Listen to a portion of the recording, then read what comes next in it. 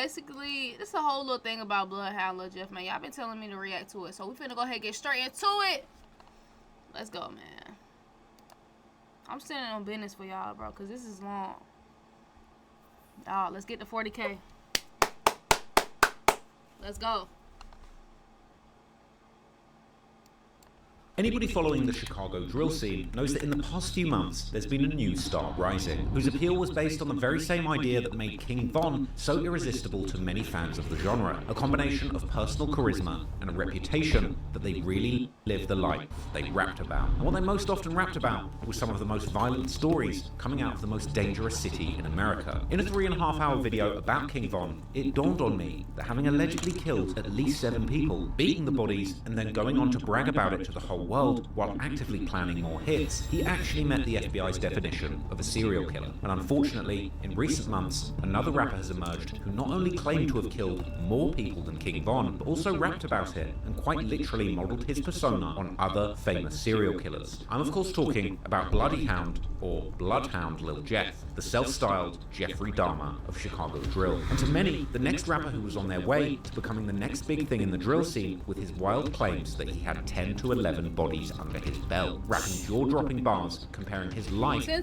video game Call of Duty and saying that he's really up 10 kills, to comparing himself to basketball legend Bill Russell and inferring that he committed as many murders as Russell has won championship rings. That shit too damn many, bro. I'm gonna keep it a bean. Before I tell you any more about the Lil Jeff story, I need to give you a very important content warning. This video is going to contain themes of violence, death, explicit language, and gang activity. But every effort has been made to censor this video in accordance with YouTube's advertiser and community guidelines. And this video will feature absolutely no swearing, no violence, no drug use, and no firearms. So anyone from YouTube reviewing this video, please do not demonetize it. And it's really important for me to explain to you the purpose of this video is to provide an educational documentary providing an authoritative piece of news reporting on a historic event in a journalistic context. It just so happens that this historic event is an important moment in drill music history. And I'm really not making light of these situations I'm going to be talking about in this video. And I'm not going to be recycling this tragedy into content for money like some of these YouTube channels do. I genuinely care about the drill music scene, its history, and I've done extensive research to try and bring you the truth behind the music. I am the #1 journalist in the entire UK when it comes to rap music, drill music, and gang street culture. So I am truly a trusted authority on the topic, and I really care.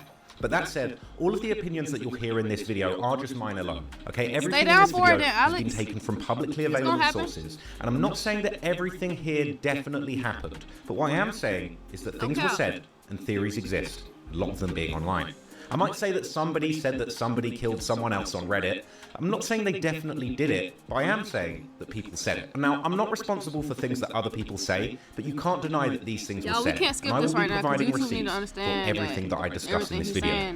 Now, we've made every effort to ensure the accuracy of our sources, but I am not responsible for the content that third parties publish. Now, any footage that's used in this video will be covered under the doctrine of fair use, which means I don't need anyone's permission to show you the images, clips, or comments that I'm going to show you in order to prove these things actually happened for journalistic reasons. This video aims to educate the public on true cultural events that are socially significant, and I'm not using any more than is strictly necessary to back up what I'm saying as facts, and this video isn't a substitute for any of the things that I'm going to show you in this video.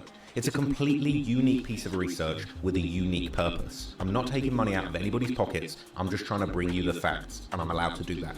So any efforts that are made to censor my journalism using things like fake copyright claims or sending me threats and intimidation are completely unlawful and will be reported to the relevant authorities. And even though legally I should, under fair use, be able to play you things like clips from songs where people say relevant things or admit to crimes, or if I'm just analysing a song and giving my opinion on what the relevance of that song actually is in the wider drill scene or what somebody's saying on the song, of course, YouTube's copyright system means that if I did that, this video could be taken down, blocked, or demonetized, despite fair use law. So as well as any violence, swearing, or smoking, in this version of the video, I've also removed any clips of any songs, which I would be able to show you on other platforms. And I've also removed a lot of random details which don't break any of YouTube's rules, but I just felt they were too long or boring or just detailed to put in this version of the video that I thought was appropriate to put here for everybody to see. So if you do want to see a director's cut of all my biggest...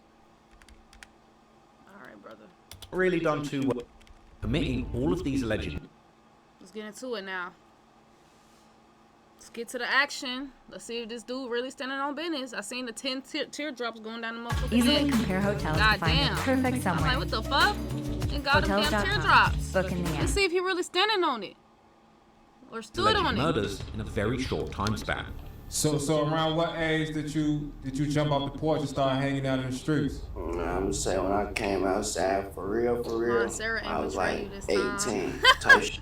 Okay. I just turned like 18. She never Jeff also betrayed me, became bro. known for I his was trolling. complete wild antics that showed he was a complete loose cannon. For example, when he famously snorted crushed up pills during his DJU interview. Then there was the time he seemingly shot his gun towards someone during an Instagram live, as well as openly bragging about how he was robbing people for their designer watches. Hey, Lil Jeff, you said take this picture. I was about to be, oh, weed. I got blood on them diamonds and I still want it. This, like, it's what I was just saying, they don't know if that's a tattoo or real. Nah, they know. He's a snitch, too To much compare police Lil Jeff info. to King Von is guaranteed Hey, to anger some get it people, how you and by live, no man. means was Jeff's star power or rapping abilities anywhere near that of Von's. But then again, Von also had support from the biggest artist to ever rise from the drill scene, Lil Durk, and he was several years older than Jeff when his rap career took off. Furthermore, Von had already been in the streets for close to a decade, forming the reputation that would eventually help him to become the boogeyman of Chicago drill that he ended up being, as well as being an undeniable legend in the rap game following his untimely death in November 2020. Jeff, on the other hand, was still, by all accounts, very much still in the streets whilst he was trying to find his voice and talent on the mic. While Jeff's rapping style was controversial and divisive amongst fans of Chicago drill, there's no denying that Lil Jeff was evolving musically and becoming more and more comfortable in using his rather unique, high-pitched voice. It kind of made him sound like the real-life Joker of Chirac. Unfortunately, we'll never know what might have come from his music career because, as most drill fans know by now, on the 8th of June 2024, Lil Jeff was gunned down in the south side of Chicago, only about a half-a-mile walk from the notorious Parkway Gardens public housing complex, aka O Block, that King Von was known to rep. And, as always seems to be guaranteed these days, Lil Jeff's demise and the shootout that led up to it was all captured on surveillance footage, even going viral within the drill community just after it happened. But it was not just the fact that Lil Jeff was killed that made his story blow up beyond the drill audience, but more Wait, so... I need to see that video, bruh. Let me look it up real quick. Because it's like they can't show it, but...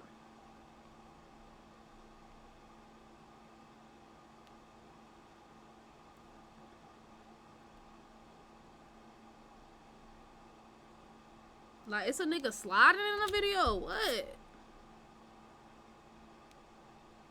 how he died. As when that surveillance video be leaked pausing soon throughout after this the long news of video. his I'm tripping passing, out, my the bad. world saw a masked up Lil Jeff getting shot down as he was literally trying to chase another man Oh, into his shit. house whilst wildly It's not shooting in Shootout his or direction. GTA? Something that he'd even claimed to have done before in several songs. After Lil Jeff's death, the media Oh, attention shit. around him Never would blow mind. up, with even more mainstream I rap don't even media wanna see that platforms shit. like No Jumper, who had previously not reported on him, including him in their content several times. Meanwhile, the twisted online detectives of the Chiracology subreddit were going into overdrive. And in the days Damn, I following did Jeff's not see death, dozens and dozens of new nothing threads about and comments Lil from his Jeff fans dying. and Like, I didn't haters even know would who he fill the was. platform, It's with the crazy. most devoted Lil Jeff-ologists eventually even starting their very own subreddit to exclusively discuss and declare their devotion to their new king of drill. There were almost comical Alright, bro. posts Good night, where Lil Alex. Be safe, bro. Jeff-ologists shared their grief, explaining how they were having sleepless nights and depression in the 24 hours following Jeff's death. These twisted posts would explain how the loss of their new favorite demonic rapper had been a personal blow, and how despite the alleged 11 murders to his name, they felt a personal connection to this flawed individual, and how his killer aura had resonated with so many. Soon would come updates, as fans posted saying that it had been 1 week since Jeff's death, Oh, no, and the son. devastation hadn't gotten easier, with this user explaining that he wants to drill himself so he could be with Lord Jeff, and asking other What? users if they have tips on how to grieve. Another update landed on day 12, as the user explained that he'd been saying Jeff's name in the mirror to try and bring him back, and explaining how he can still feel Jeff's presence around him, and that he's been seeing Jeff's reflection flashing wads of money at him in store windows. Now all of this goes to What? show you the bizarre and twisted level of fandom that Chicago drill has really reached, What with the this world? adoration of Jeff even topping some of the most extreme King Von glazing that's been observed online. Chicago drill is truly the juncture where internet fandom meets music meets real life true crime, and where the very people actually involved in that life are getting killed by the hundreds every year. And when it comes to this combination of music and true crime, the story of Lil Jeff is surely up there with some of the wildest to come out of the drill scene in recent years. But Lil Jeff's story is still one shrouded in mystery, because while Jeff was certainly no stranger to letting the world know about his reckless escapades in the dangerous streets of Chicago, he was also a fairly new face in the scene who seemingly appeared out of nowhere just a few years ago, which makes his claims to have double-digit bodies under his belt sound particularly outrageous, making many fans of Chicago drill to quickly reject these claims as obviously false. Moreover, Lil Jeff hails from an area that's previously received only limited coverage in media focused on the drill culture. So in this video, and my thing is, Pitbull, how in the fuck, like, that nigga went to searching. How the fuck did they get ready shit? To give the most in-depth look into the life and the music career of Bloodhound Lil Jeff so far, and try and determine with all of the information available publicly today, was Bloodhound Lil Jeff really a street demon with 11 murders to his name, or just a wannabe serial killer on social media who effed around and found out? Residents say they're fed up with violence like the weekend's mass shooting, and they're taking back the street. On Saturday, it was a different scene on 75th Street in Chatham, where one person was shot and killed, 9 others wounded. Outside their school, with homemade signs demanding peace, they gathered. We gonna rock with it, roll with it. We're only 17, 18 years old, and we losing our lives at a young age. Man, we do this shit, man, day, man. Drill City, we out here, man. On one of the most violent streets in the city, 79th Street, artist and activist Common lends his support and voice to lift up this Chatham neighborhood. Yeah? See them bandanas, that mean we blood. So can you tell us, like, who introduced you to the street life? My brother. He said you see them bandanas, know we bloodhound. Unfortunately, there are many families who are suffering. So you would say you've experienced some trauma growing up in these streets of Chicago. Cause how old was you when Chief Keef came out? Like, I was in 3rd grade. Cause they said Bloodhound Lil Jeff got 10 bodies. I ain't gonna lie, my homie dad, that's on my face sheets right here. See money? Yeah. And how Did he just say yeah? These, all I see is red. What type of lifestyle that Von led? Everybody consider him the top savage of the rap. Was that something you looked up to? Yeah, that's him, I'm me. Hey, y'all, listen to this real quick. Let me know what y'all hear. This smoke with the whole rack. Whoever wanted, we giving it out on my dead drink. Summertime finna be a blast. We live in a time right now where, like, summertime finna be a blast. Actually live the life they say where there's like trapping or anything. This nigga too ready, Robert man. Boston and 17-year-old Monterio Williams were gunned down. Chicago police investigating a fatal shooting yesterday evening. 19-year-old Jaleel Goins was pronounced dead at Rush University Medical Center. Go ask my house, that might go Drake his ass and get out that cop. So when y'all like in the booth and all that, how do y'all stay away from like even incriminating lyrics? I went black for like a week. Poof. Oh, after that one, poof. I came back. Poof. Bloodhound, bloodhound, bloodhound, bloodhound. Bloodhound, bloodhound. YB, bloodhound, bloodhound.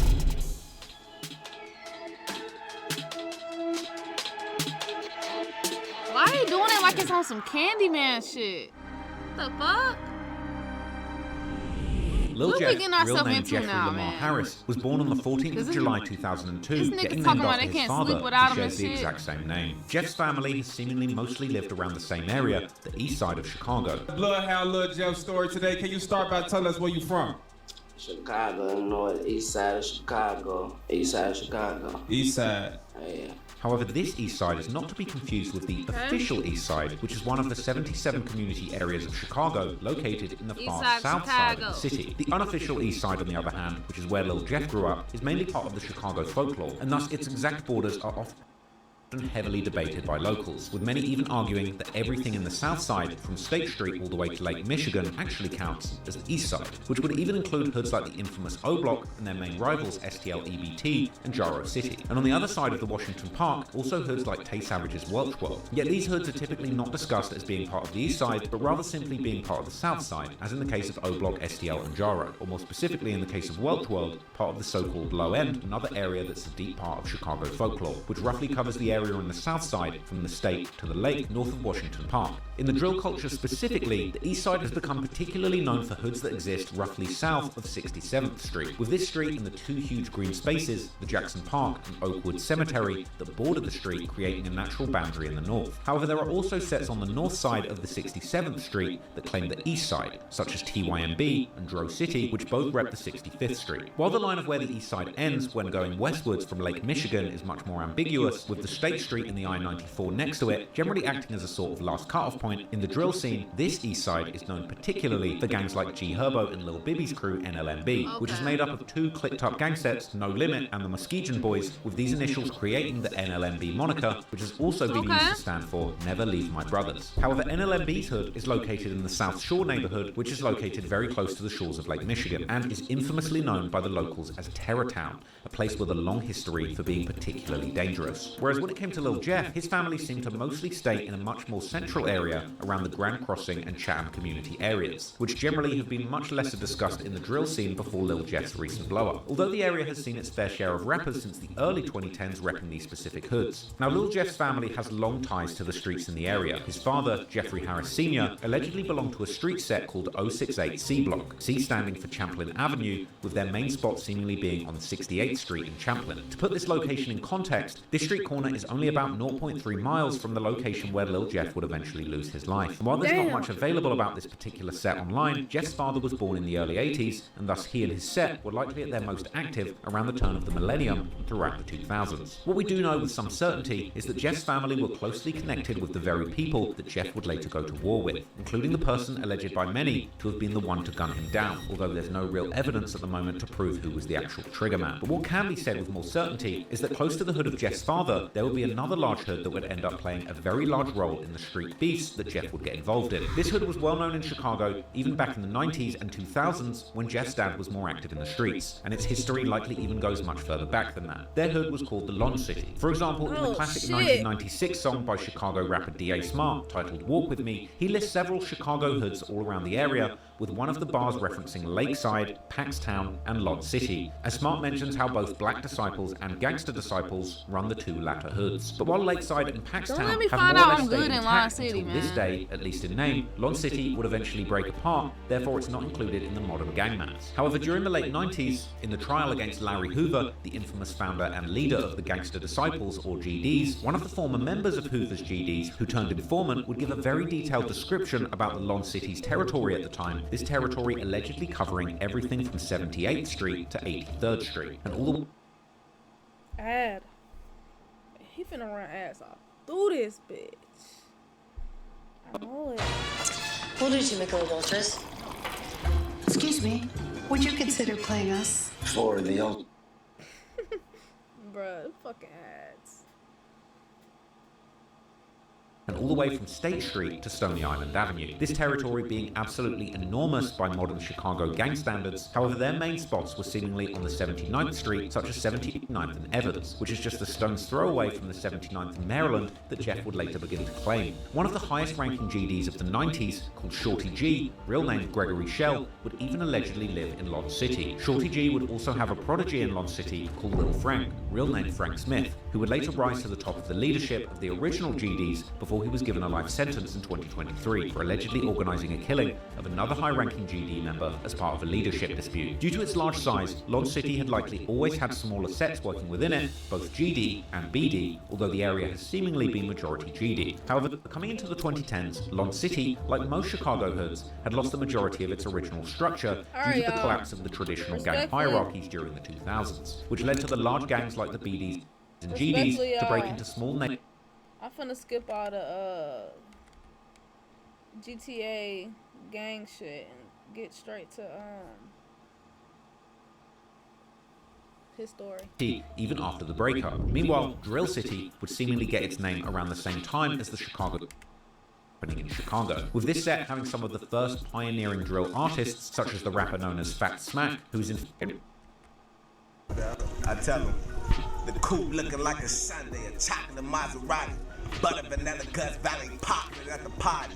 Yo, on my heels, she was jocking me in the lobby. See the more of the crocodile's pocket, watching like she gon' rob me. I swipe for a room, penthouse, we at the W. The had your name on the neck and on my stomach too. Already in late 2010, Fat Smack would put out a mixtape titled A Day in Drill City, this being among the first drill projects ever to come out. Drill City is also known as BNC, or Bar applications. Similarly, as Drill City being bar none, Wiz City would be known as Brain Dead. This generally also meaning that they are insane or renegade BDs who again don't abide by any centralized BD leadership and are willing to go to war with other BDs. In the very early 2010s, Wiz City was seemingly already beefing hard with several of the former Lon City sets, including Evans Mob, Mix Mob, and 8 Trey Mob. Hey man, so I just want to talk about that Mix Mob thing, man. It's getting ridiculous, man. For real. On some real shit, man. That shit getting ridiculous. How did he get this footage? First of all, okay, he got it from the YouTube channel. But how? Y'all I'm on this house arrest. It say 6 subscribers. If I was, what's going down? How he find it? OP second movement, man. We ain't playing no games. How did he find these old videos, bro? Mix Mob. They sat and watched through this shit.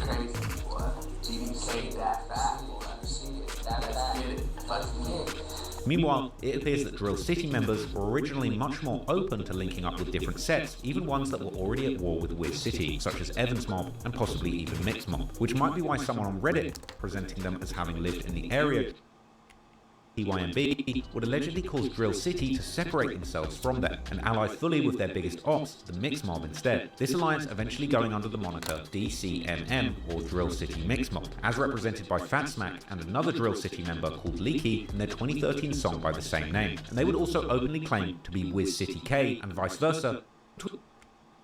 Broke apart. I ain't gonna lie, folks. 2009, 2010. 2010, bro. That's when really everybody, like, all the on the other side. Send me in new vids, Keef. A bunch of weird. I ain't gonna lie, we was the only video we clicked on. You talking about like for 8 Trey and Evans Mob? They be saying the shorty videos too. Yeah, we got some videos. For them phones, like, yeah, like, we ain't just no everybody ain't just we family.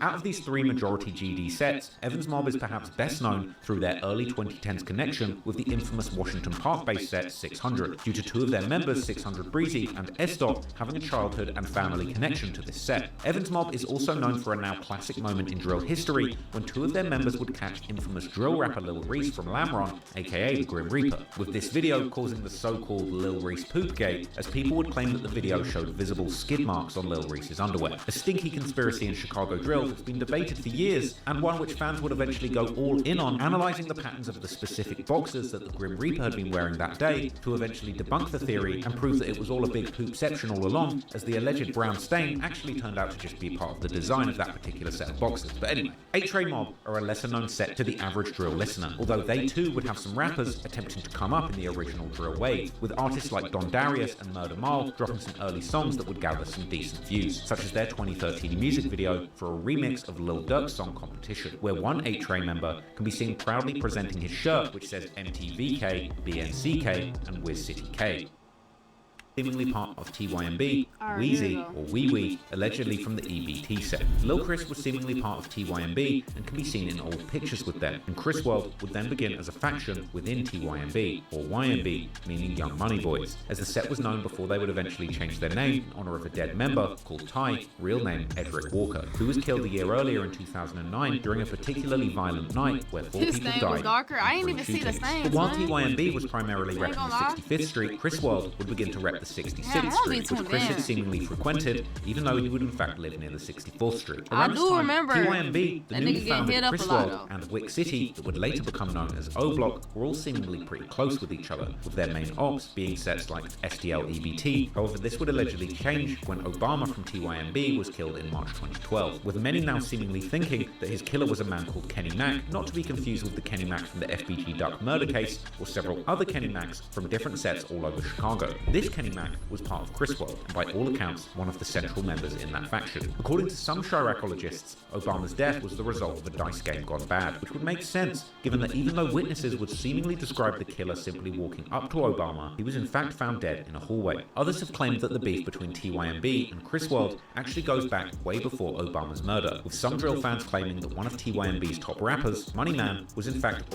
already dissing Chris World in a song together with Obama back in May 2011, with it being suggested that this dissing then led to Obama's death. However, in fact, Money Man appears to be shouting out Chris World just like he shouts out several other people before them, including E-Day from 600 and Boss Sean from Wick City, that would later become known as O-Block, meaning that around this time, the two sets were seemingly still on good terms. But what does seem clear is that the beef between TYMB and Chris World would indeed begin even before Obama's murder. And while there's even a photo of J Boogie himself seemingly throwing up the Y in January 2012, a few months before Obama's death, while hanging with a rapper Bad Habit affiliated with Chris World. Already later that same month, a girl affiliated with Chris World would make the post on Facebook saying F the other side, while dissing YMB, aka TYMB, and also shouting out 3 sets: Chris World, Trap City, and Drill City. It appears that even before Obama's murder, TYMB had been beefing particularly hard with another Woodlawn-based set, this set being called Trap City, also known as Zone 7, with the 7 representing the 67th Street that they would claim, more specifically, the intersection of 67 and Rhodes. This location is only 0.2 miles from the intersection of 67th and Langley that J Boogie would post to his Facebook in September 2012, with this being the first photo that he still has up on his page. Trap City and TYMB's beef was at this point well established,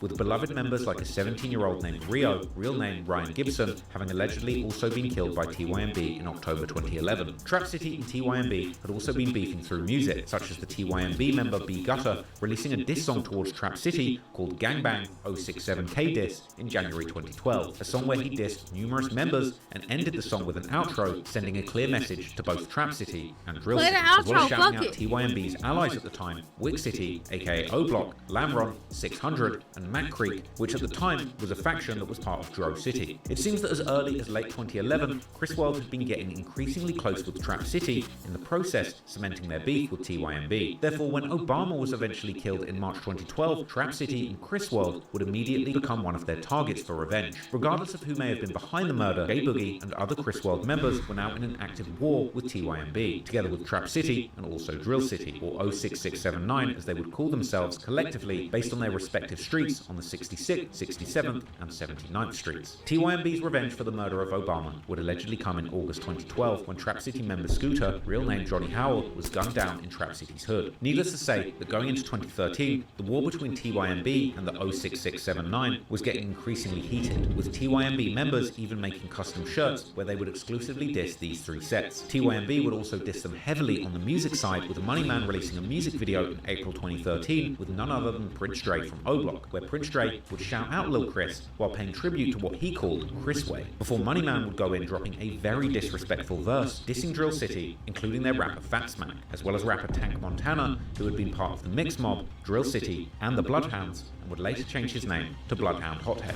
Money Man would also essentially admit to TYMB killing Scooter from Trap City before also dissing Chris World. A few months later in June, B Gutter would also re-release the song 067K Diss, but this time with a music video where he can be seen driving around Trap City's hood. But unfortunately, things weren't about to just stay online, and only a few months later, in August 2013, 06679 would lose another important member, none other than Kenny Mack from Chris World, real name Kenneth Barber, the very person rumored to have been behind the murder of Obama. A few days later, a photojournalist would capture the scene where Kenny had been killed and where his friends had left him a memorial, with one of the images capturing the tribute messages left for him by his friends, one of these messages saying simply, "R.I.P. Kenny, CWBAS, YMCPDK, F Obama." However, unlike so many murders in Chicago, this one would ultimately be solved, as the law enforcement would eventually charge a man named Anthony Bradley, also known in the streets as Capone from Dro City, more specifically a faction called Snowblock, which were affiliated with TYMB. Capone would end up receiving a massive 55-year sentence, but would eventually be granted a retrial where he would seemingly end up receiving a much shorter 20-year sentence, for which he would end up serving about half, and he's seemingly been released on parole. The killing of Kenny would hit Chris World hard, and the members such as J Boogie have continued keeping his memory alive throughout the years. But the death of Kenny wouldn't only affect the older guys already heavily in the streets, because Lil Jeff himself, who was only 11 years old at the time, would later tell during an Instagram Live how he would witness Kenny's murder firsthand,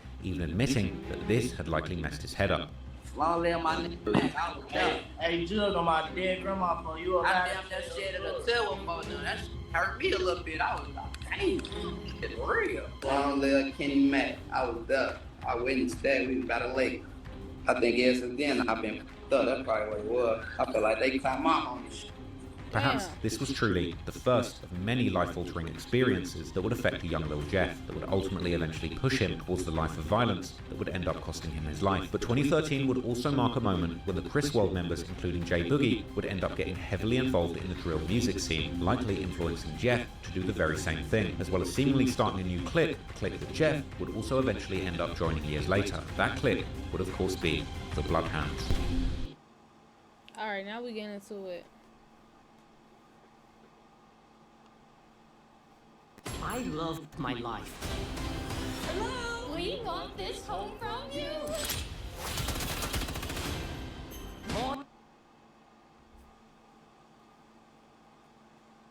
We're gonna do the YB one probably next stream. I know that shit probably long too.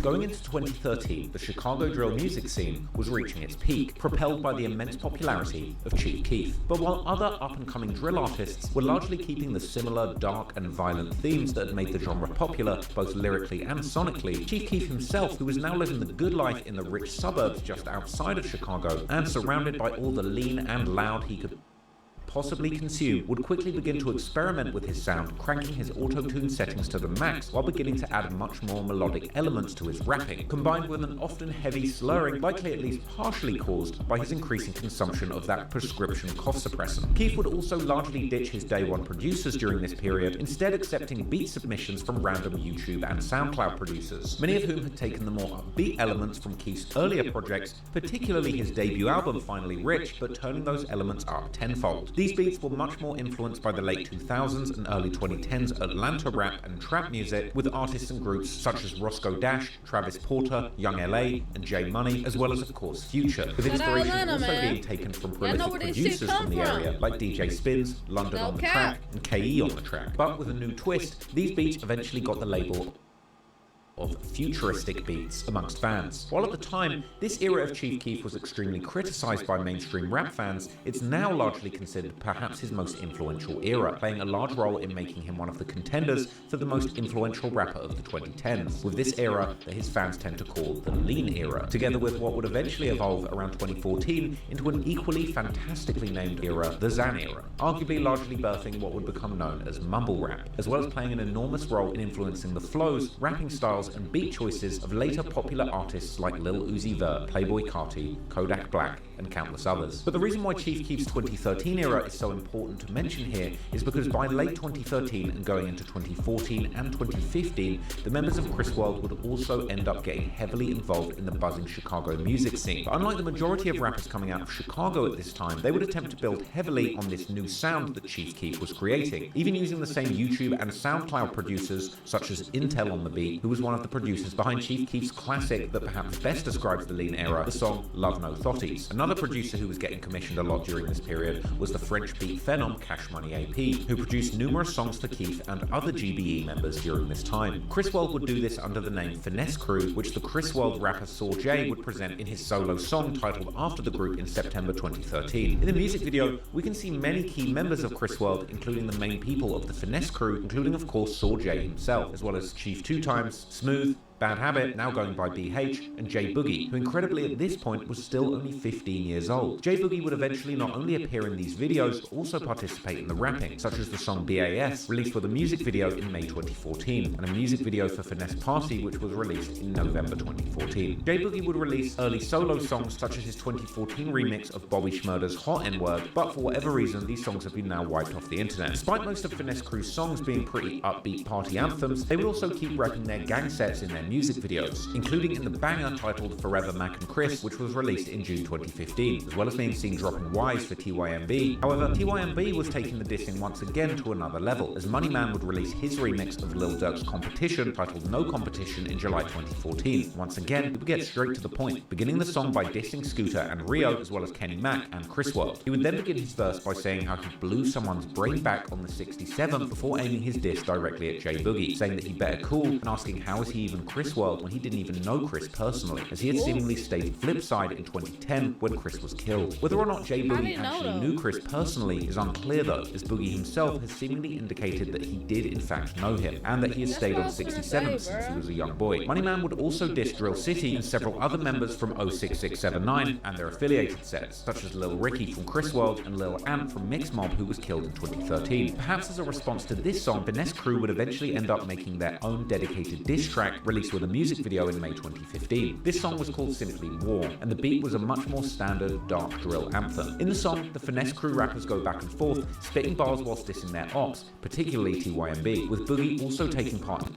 the rapping, saying that he's the youngest running things, being now 17 years old, before telling how he's driving through the ops hood with big clips while dropping Wise with both hands. This music video would also have a major cameo from a rapper who was making a lot of noise around this time, having become known a few years earlier for being one of the best friends of a true Chicago drill legend, LA Capone. This rapper was BbyLon, who is the first person to appear in the video, he too dropping Wise with both hands. But this was not in fact the first time that JB had made an appearance on a Finesse Crew video, as already in December 2014, he can be seen in their music video for the song Kickstand Lean Boys, together with none other than Boss Top from O Block, with this possibly reflecting how O Block had now fallen out with TYMB too. JB is from a BD set called 400 East or 400E, which is directly on the other side of the Interstate 90 from Trap City and Chris World, with their main block being on the 71st and King Drive. Due to JB's close relationship with LA Capone, and LA even allegedly living on 400 East Hood with JB for a period of time, Set would even take on the name LA Gang in his honor following his death. But it seems that JB had a particularly strong bond with J Boogie, as he would often post and shout him out on social media. Too many blocks and names.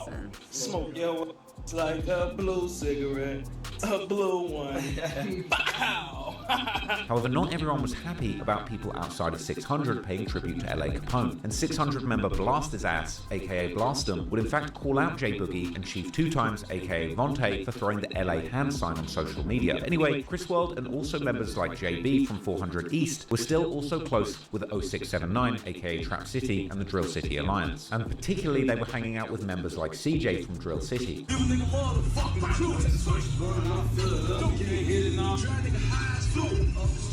Meanwhile, it appears that in Drill City's hood, a new clique was forming, where guys like CJ were heavily involved in, with the earliest mention about the name seemingly going all the way back to the early 2010s. This clique, of course, being the Bloodhounds. It appears that they were particularly influenced by the early Glory Boys rappers, like pretty much all of Chicago at that point, and would often quote on social media lyrics from rappers like Lil Reese and Gino Marley, mentioning how they were like Bloodhounds. Towards the end of 2015, CJ would even begin to tease what appeared to be a music project titled Bloodhound Savages. Going into so they got influence from Chief Keef. 16, CJ, J Boogie, and JB were seemingly still spending a lot of time together. Also, members from other sets were beginning to claim the Bloodhound clique, such as the members from the MTV 079 set. Yeah? You see them bandanas, that mean we Bloodhound. Yeah. Go right through with your flag out. Got the man running at your car flipped over. We just looking at us, bro. Yeah. Are we Bloodhound on burn too? As mentioned in an earlier chapter, MTV 079 is a brain-dead BD set that has had a long-running beef with the same sets as Drill City and Trap City, namely the historical majority GD sets from Lon City, Evans Mob, A-Train Mob, and Hit Squad. However, MTV's relationship with Drill City and Trap City was a complicated one, as they had seemingly until recently been also cool with the other brain-dead BD set that these two were beefing with, called Wiz City. This being likely another example of just how quickly the alliances and beefs were evolving in the area. But in any case, soon the Bloodhound clique was beginning to drop music, just like CJ had teased in late 2015, as in May 2016, they would drop a new song called Vicious, featuring the rappers MTV Cash from MTV 079, Hothead from Drill City, formerly Tank Montana from Mix Mob, and Drizzy Bands from Drill City, and in the chorus, labeling themselves as the Bloodhound Villains. Some months later, in October 2016, Hothead would drop a song with a music video titled simply Bloodhound, where he warns his ops that if they're on any type of BS, they're going to die, and that he's a bloodhound, and he wants his money dirty, like blood money. Around this time, time, J Boogie was now also repping the Bloodhound crew commonly on his social media. Going into 2017, the clique was beginning to gain increasing momentum, culminating in their biggest song at that point, the song Bloodhounds, released with a music video in April, which at the time was the song featuring the most Bloodhound-affiliated rappers, including CJ from Drill City, BbyLon from 400 East, Hothead from Drill City, and MTV Chino and MTV Cash from MTV 079. The song is a pure Bloodhound anthem, mixed in with a very dark drill beat, with CJ beginning the song by rapping how the Bloodhounds are making noise in the streets and that he's not talking about the music. JB comes in by also repping Bloodhound from the start, followed by Hothead, who raps how the ops know that the Bloodhounds are the ones sending shots and the killing won't stop. MTV Chino then begins his verse with a much more pointed diss aimed likely at either the A-Tray mob or the Evans mob or both, as well as dissing Brick Squad 069, made famous by late rapper Lil Jojo, who was seemingly close with the A-Tray mob at the time.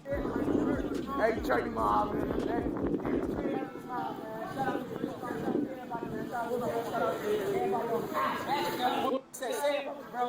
on the motherfucking oh, that's saying, man, we out here, man.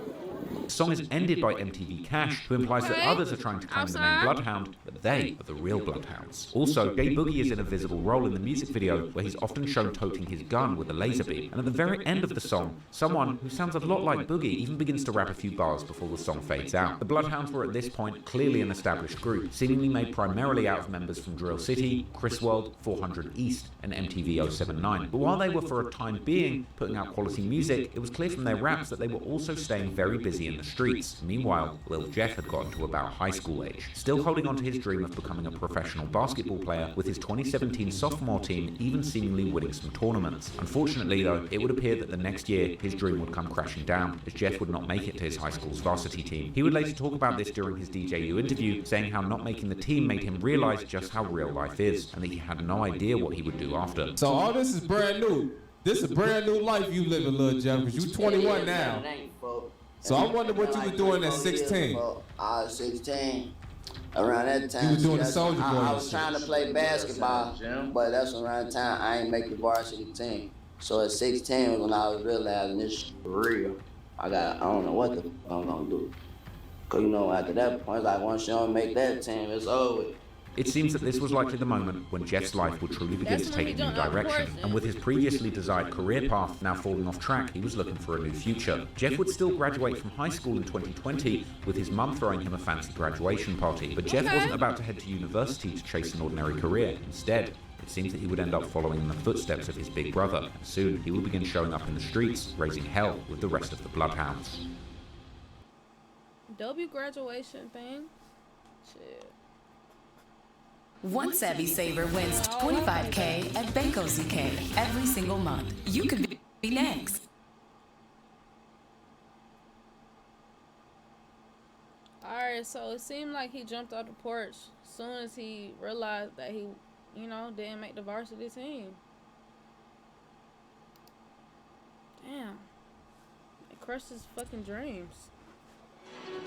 Niggas gotta choose a different option sometimes, man. Coming into the 2020s, J Boogie and the rest of the Bloodhounds would keep repping their new clique in their music, such as the May 2020 music video for the song Go by Boogie, JB, and another Drill City rapper called Lil Vic, where Boogie first raps that he's only been out for 60 days but has already ran his paper back up, with this likely referring to his 2017 arrest on numerous charges, the most serious one being UUW, or unlawful use of a weapon, for which he would end up receiving a 4-year sentence. He would then mention the Bloodhounds, saying that they will come and get anyone for the right bag, all while the members would be flexing big bags of vacuum-sealed dope in the music video. JB then steps in and calls the Bloodhounds his family, while flexing a new Bloodhound chain, which is the very same design that Jeff would later rock in his own music videos. Boogie also comes back towards the end, as he compares the Bloodhounds to an army due to the wide selection of guns that they have. The Bloodhounds would also have a new rapper that would begin to drop a bunch of songs around this time too. His name was Bloodhound Z Money, real name Zaire Nelson. In fact, he's actually Lil Jeff's cousin, with some of Jeff's family members from his mother's side commonly liking and commenting on Z Money's family's social media posts. There are also old photos of Z Money from the early 2010s together with J Boogie and the mother of Jeff and Boogie. In a music video by Z Money dropped in December 2020, Z Money can be seen hanging out with J Boogie, flexing big guns and stacks of cash. Unfortunately, not long before this video dropped, Boogie would get in trouble with the law once again in August 2020, when he was seemingly arrested twice on numerous charges, including possession of a stolen stolen vehicle, and once again, UUW. This would once again see J Boogie doing another long bid in prison, with his projected parole date now being in 2027. Meanwhile, the new generation of Drill City, Trap City, and Chris World members were also reaching adulthood. One of these kids being the Bloodhound rapper Vert, or Rel Vert, who seemingly spent much of his childhood in these neighborhoods. In fact, his and his old friend's social media accounts still have plenty of pictures left from around that time period, and in these pictures, the young Vert can be seen dropping the Ys, likely once again for TYMB, whilst also throwing what seems to be either a 6 or a B hand sign, perhaps either as a homage to 66th Street, meaning Trap City or Chris World, or for Barnum, that Drill City rep. Or the B may possibly even represent Bloodhounds, which at this time were already a major thing amongst many of the older members from the area, who were using this very same hand sign. Now, Vert is slightly older than Jeff, and he would also begin his rap career a few years before him. For example, his music video for a song called Next Song Remix, dropping in early 2019. The music video begins with Vert saying that they are posted up on the 79th, meaning Drill City's hood, before once again dropping Ys and throwing the 6 or B hand sign.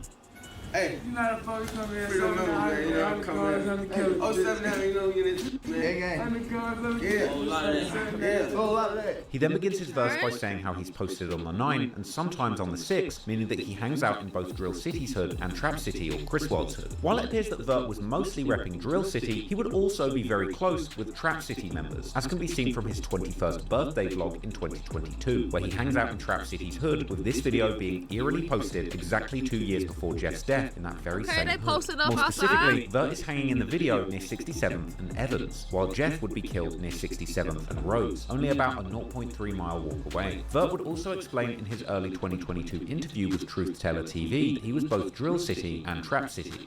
I'm from 67 Trap City and 79 Drill City. My name is Lil Vert, man. Meanwhile, during the late 2010s, another main rapper from the new generation of Bloodhounds, who is also a cousin of Jeff and Z-Money, Q50, was still attending high school, eventually graduating in 2022. Jeff, on the other hand, was still largely absent from any social media activity concerning Drill City or Bloodhounds coming into the 2020s, with one of his first appearances seemingly being in a late 2021 music video by Z-Money titled Gone MIA, where a 19-year-old Jeff can be seen chilling in the background while his cousin raps, while his other appearance will be soon after in a music video for his brother J Boogie and JB Bin Laden's track titled N-Words Green, where Jeff can be seen next to his big bro smoking big blunts and toting a gun with a drum magazine, showing that at this point he was already likely deep in the streets together with his brother. Coming into the 2020s, it seems that the beefs of the 06679, aka the Chris World, Trap City and Drill City Alliance, which now included also the Bloodhound clique, were now increasingly beginning to revolve around their oldest enemies, the GD majority sets of the former Lon City, A-Tray Mob, Evans Mob and Hit Squad, which is likely why they were increasingly dropping rates for the GDs in their music videos instead of the Ys for TYMB like they had primarily done throughout the 2010s. That would have been back when the beef with TYMB was particularly hot, but still, Vert would aim his disses in his September 2020 song No Dissin' squarely at TYMB and A-Tray Mob, saying both Die Y for TYMB and F83rd for A-Tray Mob. However, in his November 2021 remix of Lil Durk's track Piss Me Off, he would rap how it's F the Ops and Young Money, perhaps showing that the beef with TYMB was a much more passive beef now, while the beef with A-Tray Mob, Evans Mob and Hit Squad was much more active at this time. Some months before the release of that song, on the 1st of March 2021, a very respected A-Tray Mob member called Clay, real name Darian Cherry, was sitting in his car in the A-Tray Mob's hood on the 86th Street when another car pulled up next to him and somebody began firing shots from the inside. Clay received a gunshot to the mouth and was transported to the University of Chicago Medical Center in critical condition. Clay would survive the shooting for the time being, but would remain in hospital fighting for his life. One member from the A-Tray Mob who would comment on Clay's situation particularly often was a guy called Lil Crew, real name Nyreek Curtis, who was seemingly a very close friend of Clay. Crew was also an aspiring rapper who had been releasing music since at least 2017. Crew would comment on Facebook the very next day how he wasn't going to say too much, perhaps insinuating that he was going to respond by actions and not with words. However, his later post would also make it clear that Clay's situation was weighing heavily on his mind. Crew would also write about a week after Clay had been shot how they were testing their guns on stop signs because the ops weren't outside. And later, he would comment on how the ops had been on their high horse after Clay had been shot, even though they knew Clay had been sliding on them often. Unfortunately, Clay would eventually succumb to his injuries and pass away in May 2021. And to honor his memory, A-Tray Mob would begin to call their block the Clay Way. Clay's murder has never been solved, but the rumors online have placed the blame on a few different people. One of these, perhaps somewhat surprisingly, being Lil Jeff himself, with some people claiming that this information information comes from a reliable source, while others would claim that Clay had in fact been killed by Vert. However, to be absolutely clear, there's seemingly no real evidence to tie either of them to this murder, although they would certainly take part in dissing Clay on social media, and in music, such as on Vert's song, Knuck If You Buck, that was released on October 2022, where Vert raps how 8-Tray Mob thought that Clay's name was ringing in the streets, but now he's irrelevant, as well as dissing another 8-Tray Mob member for allegedly getting shot and injured. Unfortunately, Vert and Drill City were soon about to experience a major loss of their own. During his teenage years, Vert had seemingly been particularly close with a guy from Drill City called Ruger, real name Jermaine Darden.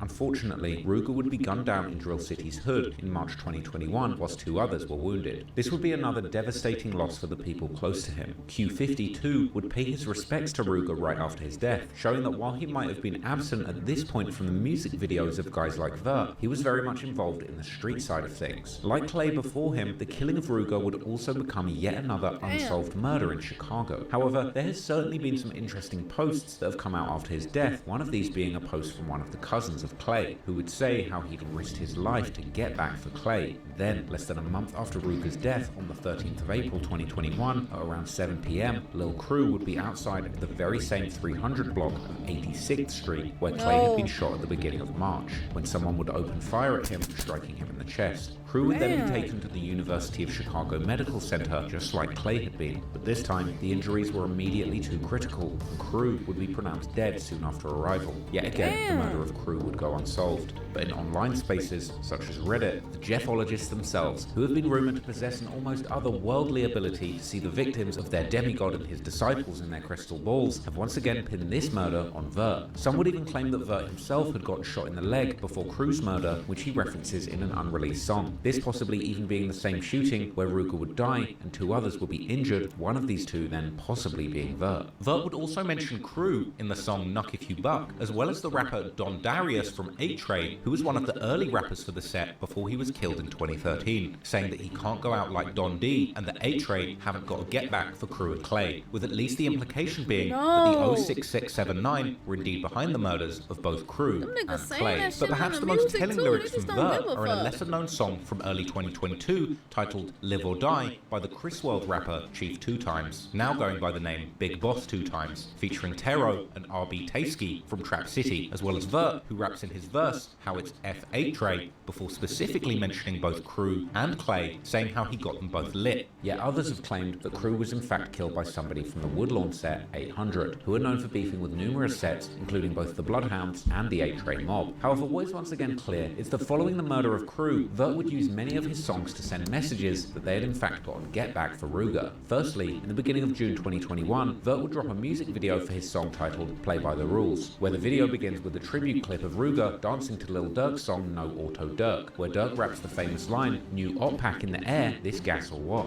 Then, a few months later, at the end of August 2021, Vert would drop a music video for his song Drill Life, where he raps how he has to kill 10 of his ops for them to feel what he felt, with this likely being another reference to Ruger. This was followed in November with a much more direct claim in Vert's Pissed Me Off remix, with Vert rapping how they got get back for Ruger and how they lost 1, but their ops lost 4. Then, once again, at the end of December 2021, Vert would drop a music video called Gang, together with JB, a rapper called Lil Cap, where they can be seen with a cutout of Ruger, while Vert begins the song by rapping how they cried for Ruger, but also slid for him, and that the score is not even, with him implying that they are doing so much damage that their ops are claiming that 06679 is cheating. The dissing would continue in 2022, when Vert would release the music video for his song titled simply Drill, where Vert first repeats a bar of how someone was dissing on their raps, but now they can't speak, with this being a possible reference to Crew, before then continuing to pay tribute to Ruger, saying that he's pulling up on his ops block and making them run. And the references to Ruger would just keep coming, with Vert then releasing a music video for his song 21 in June 2022, with this being the music video that they had been filming in Trap City's hood during the celebration for Vert's 21st birthday. In the song, Vert once again mentions how he cried after Ruger's death, but he had then wiped his tears and gone to sliding, and saying how it's been back-to-back homicides ever since. At this point, it was clear that no matter who had been behind these murders, the war around the east side was getting very heated, and unfortunately, the war wouldn't only continue between the established alliances, that's such too as many 8-Tray, like Evans, and clicks, Hit Squad bruh, versus the Drill within the City, same Trap City, thing. Chris World, Like, it and the just need to be Bloodhounds, 2 or but it would 3, eventually bruh. morph into a deadly That's civil too war many. within the 06679 alliance. That's too many. That's the problem, bro. It's too many clicks within the same area. In late 2022, the time would finally come when Lil Jeff, or BloodHound Lil Jeff, as his artist name would be, begun his rap career, dropping his first song and music video titled The Bloody Family, together with BbyLon, with the name of the song being an obvious reference to his gang in the streets, the Bloodhounds. In his DJU interview, Jeff would attribute the beginning of his music career to Vert, who had encouraged him to start rapping. This part of the interview coinciding with Jeff's right-hand man Q50 chopping up some prescription-quality pain medication with a doctor-like focus and precision, showing that while Jeff would later earn the nickname the Pistol Professor, it was Q50 who was truly the Pill Professor. The track Bloody Family would be followed about a month later with Jeff's first solo song titled Can't Beat Us. In these songs, a babyface Jeff raps with a monotone delivery, lacking the high-pitched Joker-style voice that would later become his trademark. And this version of Jeff almost looks like a different person from the charismatic neck-tattooed demon that he would later appear as in his music videos, walking around his hood like he owned the place. Nevertheless, since the beginning, Jeff was rapping like he was really, truly about that life, ending the song Can't Beat Us with an outro monologue where he repeats twice how he's really not a rapper, whilst insinuating that he's actually a killer who just raps because that's what the fans want to see. This was followed in late November with the first collab between Jeff and Vert, a song and a music video titled I Love My Draco. And the music video begins with a clip showing a masked up Jeff in traffic, contributing to the image that Jeff and the other young Bloodhounds were actively sliding in the streets in between dropping their songs. This would also be the first video where Jeff would begin to showcase the more high-pitched voice that would later become his trademark, with him giving a little monologue mid-song, dissing his ops, particularly TYMB. Jeff would then begin rapping how his mum prays every day that he makes it back home, but he tells her that he's okay because he's the one doing all the killing, before flipping the script Lil Durk style as he announces how this is all fake and just a song, the insinuation of course being that this is really not just a song. The music video then ends with a scene of JB, Jeff and Vert calling J Boogie in prison. Freedom boys, man. Folks on the way. Free J Boogie, man. Free J Boogie campaign.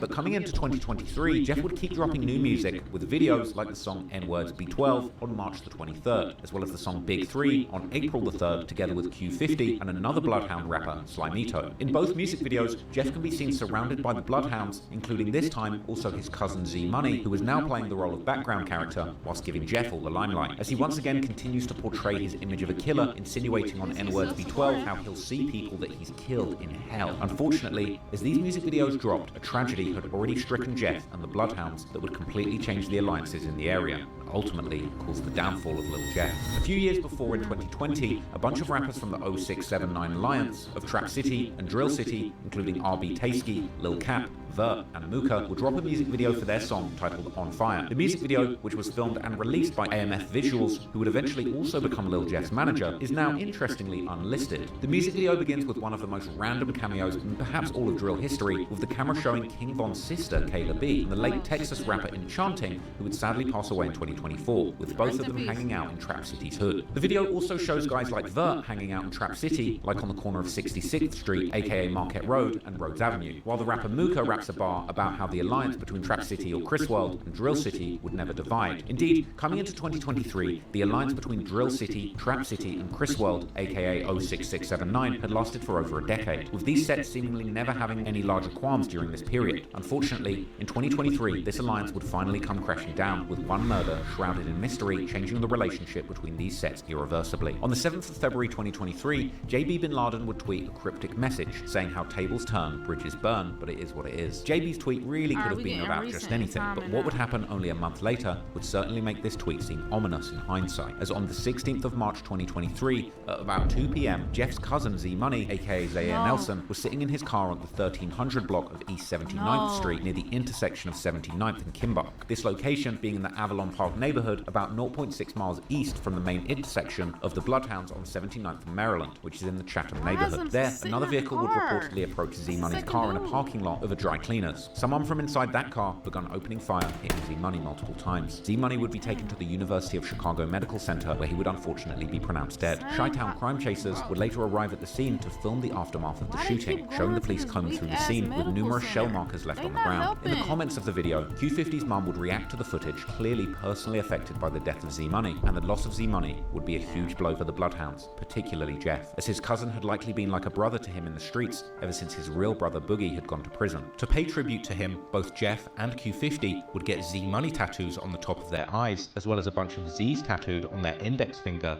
aka their trigger fingers. But, as can be imagined, Z-Money's death was an even greater loss for his family. In December 2023, a non-profit journalism project called The Trace, which investigates gun violence in America, would actually write a story about Z-Money, aka Zaire, and in the piece, they would interview his mother. In this truly heartbreaking piece of journalism, the mother explains how Z-Money had been dropped off at the hospital, but according to a doctor, he had been dead on arrival, having been shot yeah, this over the one they said got shot. The mother would Yeah, also reveal after that 29 Z-Money had times, been waiting yeah, for his that- friend in the yeah. parking lot who had gone to drop off some clothes at the dry cleaners to be tailored. And when the shooters appeared, this made Z-Money attempt to run away, but ultimately was killed by the hail of bullets, with it also being explained that his friend had then arrived and returned fire before fleeing the scene. And that friend was later not willing to speak to the police in fear of getting in trouble with them himself for using his gun. Unsurprisingly, Z-Money's murder would once again go unsolved by the Chicago Police Department, leaving his mother even more traumatized, with her explaining in the article that she was tortured by the idea that she might just be walking the streets amongst her son's killer in the local community. The mother's fear was indeed legitimate, because as the rumor goes now, Z-Money was allegedly killed by people who were very close to him, more specifically by his old friends from Trap City who had allegedly backdoored Z-Money. At the time of the shooting, Z-Money's death would be posted in Reddit's drill community Psychology, but the speculation about the reasons behind his death would only truly begin after Lil Jeff begun making noise in the drill scene, with some claiming that the killing was actually all the result of a girl and a stolen gun, while others completely denied that any backdoor situation or setup had even taken place. However, the case would seemingly get some clarity in July 2024 when members of Trap City, including Trap City Rob, Vert's former good friend Tero, who's also a rapper, and OTF Black, who's actually a friend of Lil Durk and a Trap City OG, would give an interview to the Chicago YouTuber X-Man Rico, where they would insinuate that the relationship between Trap City and Drill City had actually gone sour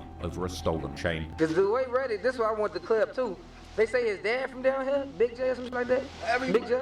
Anybody you got? So his daddy is from down here. Yeah, fuck used to hang with them. They know what they did. So okay. They know what they did. So okay, the Bloodhounds. Y'all was cool. Everybody that got a that was my homie. He stole the chain, bro. We tried like he took it. He stole my homie chain. Who was that? South Jason? Nah, bro. One of the other guys. This other one. Both letting him wear the J. He come back like he got into a high speed with 12. Last scene, he lost it. Damn, he's saying the whole story. That's how they look. You know? Yeah. You know what's crazy? You know Jay Boogie, like Jay Boogie, he under us. That's like shorty. Like I was in the field of this kid. Like this little Jeff brother, like on that. I don't know how this gonna play out. They say he ain't claiming the hood still, but he Trap City. That's what I'm saying. That's like from. That's all weird, bro. And you over. Saturday night blood, like you can't. But we already know Trap City and Drill City was the same. Milwaukee and Water, like that's our family. Yeah. So that chain incident really split it up, or was it something else before then? It was a chain, It was a chain, man. They tried to steal a chain. He ain't take it. No, I ain't trying to limit his image. You know what I'm saying? I just feel like chain, bro. When it came to like when you on some real, because you know we don't just move on situations. So we just feel like a lot. Felt like it was just a dumb chain on my soul. Like, but from our hood being friendly, let them away your chain. Who does that? We may never know exactly what took place, but what does seem clear is that following Z-Money's death, the Bloodhounds would cut all ties to their old friends around Trap City and Criswell. And as Jeff would rap in his feature on another Bloodhound rapper, Hotheads, aka Tank Montana's song, Still Walking, released in November 2023, losing his cousin, would also make him lose his mind, with Jeff's focus from that point onwards seemingly being one thing, and one thing alone, the get back that he would allegedly get during the summer of 2023. Talking about some thieving shit.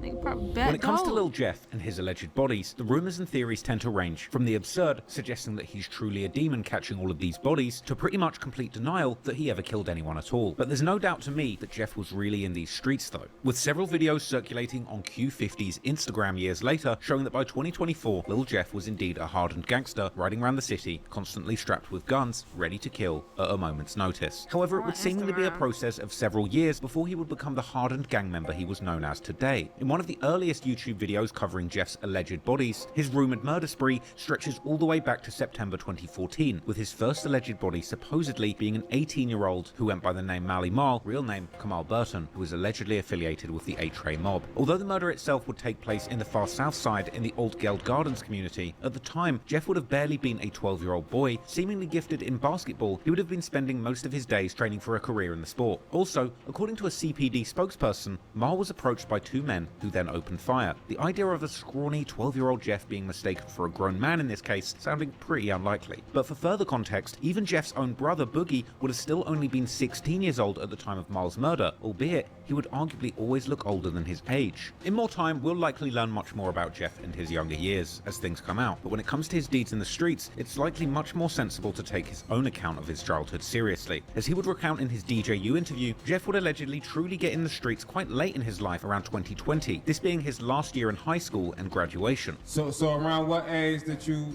jump off the porch and start hanging out in the streets? That's not his I body would say then. when I came outside for real, I was like 18 type. Okay. I just turned like 18. However, this certainly doesn't mean that Jeff's childhood was normal by any of broader society's standards, as Jeff would also open up to DJU, saying that his father was not in his life growing up, as he too, quote-unquote, stood on business. This perhaps being a reference to Jeffrey Harris Sr.'s alleged time in the streets with the 068 C block. Let's say back then he wasn't around. So I was acting weird as shit. He bogus. He cool. I'm dope, yeah. He be doing what he do. So how did that affect you back then, though? Not having pops around? OG stood on business, so you know, that shit didn't matter for real. But moreover, as we know now, Jeff's big brother, Jay Boogie, had clearly been in the streets since at least the early 2010s, which would seemingly affect Jeff's life and his experiences growing up significantly. But I'm doing that.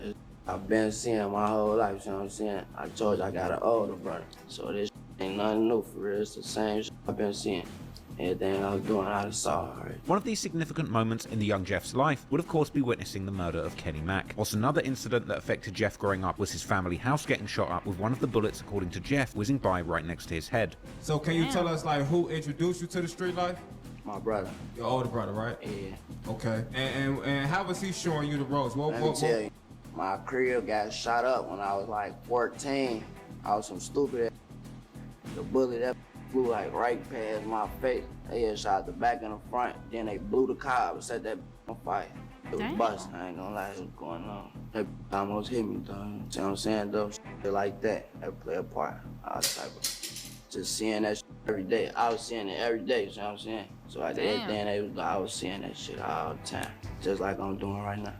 It's just I'm a part of it now, so it's definitely. Now, it's important to remember that while Jeff would seemingly appear in the drill scene almost out of nowhere, he was always the product of his environment, and that environment being one of the most dangerous in the whole of Chicago during the 2010s and beyond. When it comes to Jeff's time in the streets after 2020, when he supposedly got involved with the Bloodhounds heavy through his brother, there's still no shortage of alleged victims that are commonly, or less commonly, attributed to his supposed double-digit body count, with even the YouTuber who had originally published one of the first supposed body lists of Jeff spinning back to the new video sometime later, this time including only names post-2020. One of the more obscure names on this list of people that Lil Jeff allegedly took the lives of was an alleged member of the crew Hit Squad by the name of Lil Gutter, real name Ronnie L. Sistruck Jr., who would lose his life in 2021 around the same time when the young Bloodhounds such as Vert and Jeff would allegedly be responsible for the deaths of the A-Tray members Clay and crew, with Gutter being shot down on the 13th of May 2021, eerily exactly 1 month after the murder of Crew on the 13th of April. Gutter would be caught on the 700 block of 79th Street, this location being a mere 4 minutes walk from the intersection of 79th and Maryland, one of the main spots that Jeff and other Bloodhound members have claimed in their music videos. However, when it comes to any actual proof that Jeff or the Bloodhounds were behind this murder, the evidence seems to be slim to none, with this particular case further muddled by the fact that Hit Squad would have another, much more known member called Gutter too, who would unfortunately also end up losing his life, in this case in 2015, allegedly by the Bloodhound affiliated set MTV 079, whose members have commonly dissed this Gutter over the years too. Another less commonly heard name in this YouTuber's list is an alleged member of the Evans mob called Black, real name Roger Lewis, who was a 33-year-old OG of his block, shot dead in a drive-by whilst driving in March 2022. The only problem with this theory is that Black's alleged killer was in fact charged already the following month, in April 2022, and is now serving his sentence for the murder. Also in 2022, Jeff would end up losing someone seemingly very close to him, a man named Jamarian Loston, better known in the streets as J-Mo, who was allegedly part of the 06679 Alliance. There are some rumors that claim that it was this murder that motivated Jeff to catch his first body as revenge, this victim getting allegedly caught outside of a corner store or gas station, as Jeff and other Bloodhounds have implied in several songs. Later on, there would also be some rumors surfacing online that Jeff was supposedly even carrying out contract killings all the way in Milwaukee, with one Chirac online that Jeff was and other Bloodhounds have implied. Caught one nigga lacking at the store, try to run, but you know he too slow. 5 shots left him. This shit.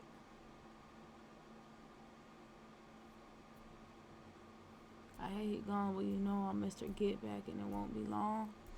Catching niggas, making store runs, where you going? Oh my god.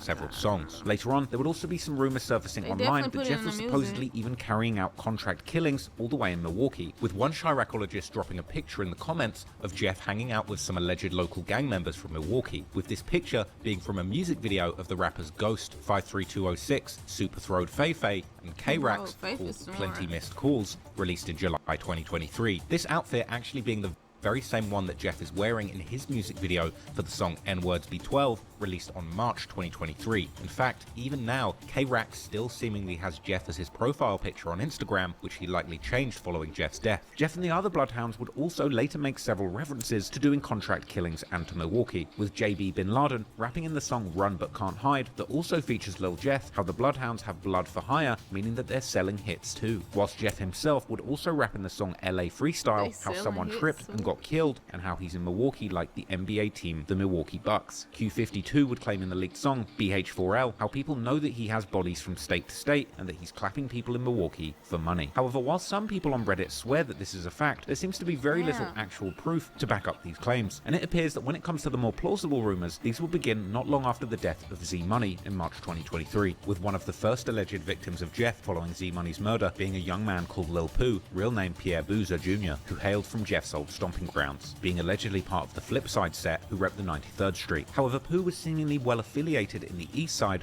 with his brother allegedly being part of the 95 mob located in the Princeton Park neighborhood, while Pooh was also, according to some, allegedly affiliated with none other than Trap City, with him even having 067 in his Instagram profile name. However, there's very little to be shown about his affiliations on his social media. To the contrary, there's more to be shown about Pooh's connection with the Bloodhounds, although the reason behind these connections could be either affiliation or rivalry. Whatever the case, at the time of his death, Pooh was seemingly living far away from Flipside, Trap City, or Drill City, all the way outside of the borders of Chicago on the 1800 block of 223rd Street in the community of Sauk Village. There, on the 9th of April 2023, a few weeks after the death of Z-Money, police would respond to reports of shots fired and find an unresponsive Pooh laying on the front lawn of his home with multiple gunshot wounds, and his death would soon be ruled a homicide. Unfortunately, it seems that from the beginning, the police had very little to go on to solve Pooh's murder, and they would end up reaching out to the public in the hope that they would receive some clues or witnesses might step forward, but these clues would never seemingly materialize, and this murder remains unsolved. However, in this case, there are several examples of Lil Jeff seemingly claiming responsibility for Pooh's murder. For example, on the 9th of April 2024, the French Chicago drill aficionado Squid Ape would make a tribute post to Pooh on his Instagram, which would quickly gather numerous comments of people laughing at his death, which one commenter would ask what he had done to invoke such a reaction, to which Lil Jeff himself would comment saying that Pooh had been dissing Z-Money. Then, a few days before Jeff's death, an unreleased song of him was leaked online, the song having a bar where Jeff seemingly describes Pooh's death, saying how Pooh had dissed Z-Money and now he's gone, before describing someone waiting for him to come home whilst laying in the grass outside his house. This bar seemingly describes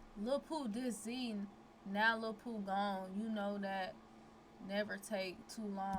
Exactly what might have taken place before Pooh's murder. On Reddit, one commenter would point out how Jeff had been hanging out with members from Flipside not long before his death, whilst guessing that this is why the song was never officially released at the time. However, on Jeff's posthumous album Stepping in Blood, this song is indeed included with the title In Your Home. But what makes the matter even more confusing is the fact that one of Pooh's good friends from Flipside would seemingly post an earnest tribute to Jeff following his death. And to make matters even more complicated, Jeff by no means wasn't the only one dissing Pooh after his death. Only a few days before the murder of Pooh, a young man would be killed in the community of Park Forest during an altercation at a house party. Park Forest being only a short drive away from Pooh's Sauk Village community. As it would turn out, the killed man was not just anyone, but an actual blood brother of the infamous rapper and Chicago drill, Wooski, originally from the STL EBT set. His brother, who was called Lowski, real name Ladarius Williams, allegedly belonged to a set called the E-Block, and also apparently was part of a clique called Haddyway, which much like the Bloodhounds, allegedly consists of members from a few different sets, and is named after a boy called Haddy, who was killed in 2016. This clique public, having been in a deadly war with JB Bin Laden's 400 East set for years, as the rumor would be Pooh had allegedly had something to do with Lowski's death, and following Pooh's death, the members of the Haddiway would also seemingly claim to have been behind his murder. Meanwhile, following Jeff's death, Pooh's brother would rejoice on social media, laughing at how everyone who had dissed his brother had ended up getting shot themselves. However, who all these people were besides Jeff was not entirely clear, as it seems that Pooh was a known menace on the east side, as a rapper affiliated with the Mixed Mob set called Lou Glocks would say in his tribute to Pooh. This being yet another example that Pooh seemingly had both many affiliations, but also many enemies on the east side. But then, coming into the summer of 2023, Jeff would allegedly catch someone that almost no one would deny being his likely victim. As mentioned earlier, the murder of Z Money would allegedly break down the decade-plus long affiliations between Trap City or Chris World and Drill City, with Jeff and his Bloodhound friends from that point onwards seemingly being consumed by their urge for a get-back for Z Money. In the song 333, which would seemingly first leak or be unofficially put out by Jeff's team some weeks before his death, the track would officially be released on the 14th of July with a music video that was filmed while Jeff was still alive. In the song, Jeff raps a bar about the Bloodhounds shooting so much on the Rhodes Avenue that their ops had to shut their trap down. This bar likely referring particularly to the Rhodes Avenue roughly between the 66th and 68th Streets, which is one of the main areas of Trap City or Chris World. Indeed, looking at sources like Chicago's Spot News, who follow the CPD's police radio traffic, there will be numerous times that gunshots will be reported around that area during the summer and fall of 2023. In fact, in his February 2024 song called Striker, Jeff even specifically implies that they are the reason why Trap City's hood is so often on Spot News. However, the alleged get back for Z Money would surprisingly take place far away from the hood of Trap City. On the 25th of June, at around 8:55 p.m, Trap City member called Leil, real name Jaleel Goins, will be sitting in a parked rideshare car in the Little Italy neighborhood near the University of Illinois Chicago campus. This neighborhood, sometimes now called Little Italy or University Village, is these days a truly upmarket neighborhood that's experienced high levels of gentrification since its inception as the home of many of Chicago's first Italian immigrants, and the demolition of all the large public housing complexes during the 2000s. By all accounts, this is one of the safest neighborhoods in Chicago and one of the last places where one should expect to be a victim of gun violence. Nevertheless, while Leil was sitting in his rideshare car on the 1300 block of West Taylor Street, someone would approach the car on foot and open fire through the rear passenger window, shooting inside the car numerous times before running away. The rideshare driver would immediately take off and drive the seriously wounded Leil to the nearest hospital, which was less than a mile away, but by that time,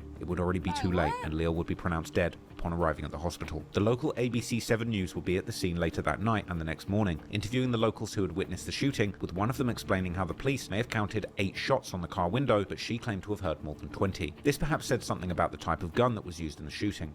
Well, as you know, these are very busy sidewalks. Here in Little Italy, you often have people walking to restaurants, bars, and stores, and last night was no different. Unfortunately, a young man lost his life, and a young man who is very well connected to an organization that many people in Chicago and across the country are familiar with, Project Hood. This evening, a statement from the founder about condolences and their recommitment to the work they do. Chicago police investigating a fatal shooting yesterday evening. 19-year-old Jaleel Goins was pronounced dead at Rush University Medical Center, but police and nearby residents tell us the incident began in the 1300 block of West Taylor Street, where Goins was a passenger in a rideshare and was shot, and the rideshare driver drove Goins to the hospital. I knew it was shots, and like I said, I was in my bedroom, and I kind of ran like on the side of my bedroom, on the other side of the wall, because, you know, bullets don't have eyes. I thought that was it. I thought that was it. This woman was outside to meet someone. She tells me she was looking down at her phone, then heard the shots.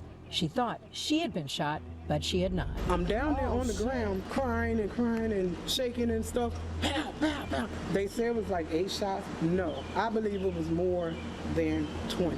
Pastor Corey Brooks confirms Goins was the son of an employee at Project Hood, releasing a statement saying in part, "Today, we are not just an organization. We are a family mourning the loss of a young life taken far too soon." I'm still processing it because I'm still shaking.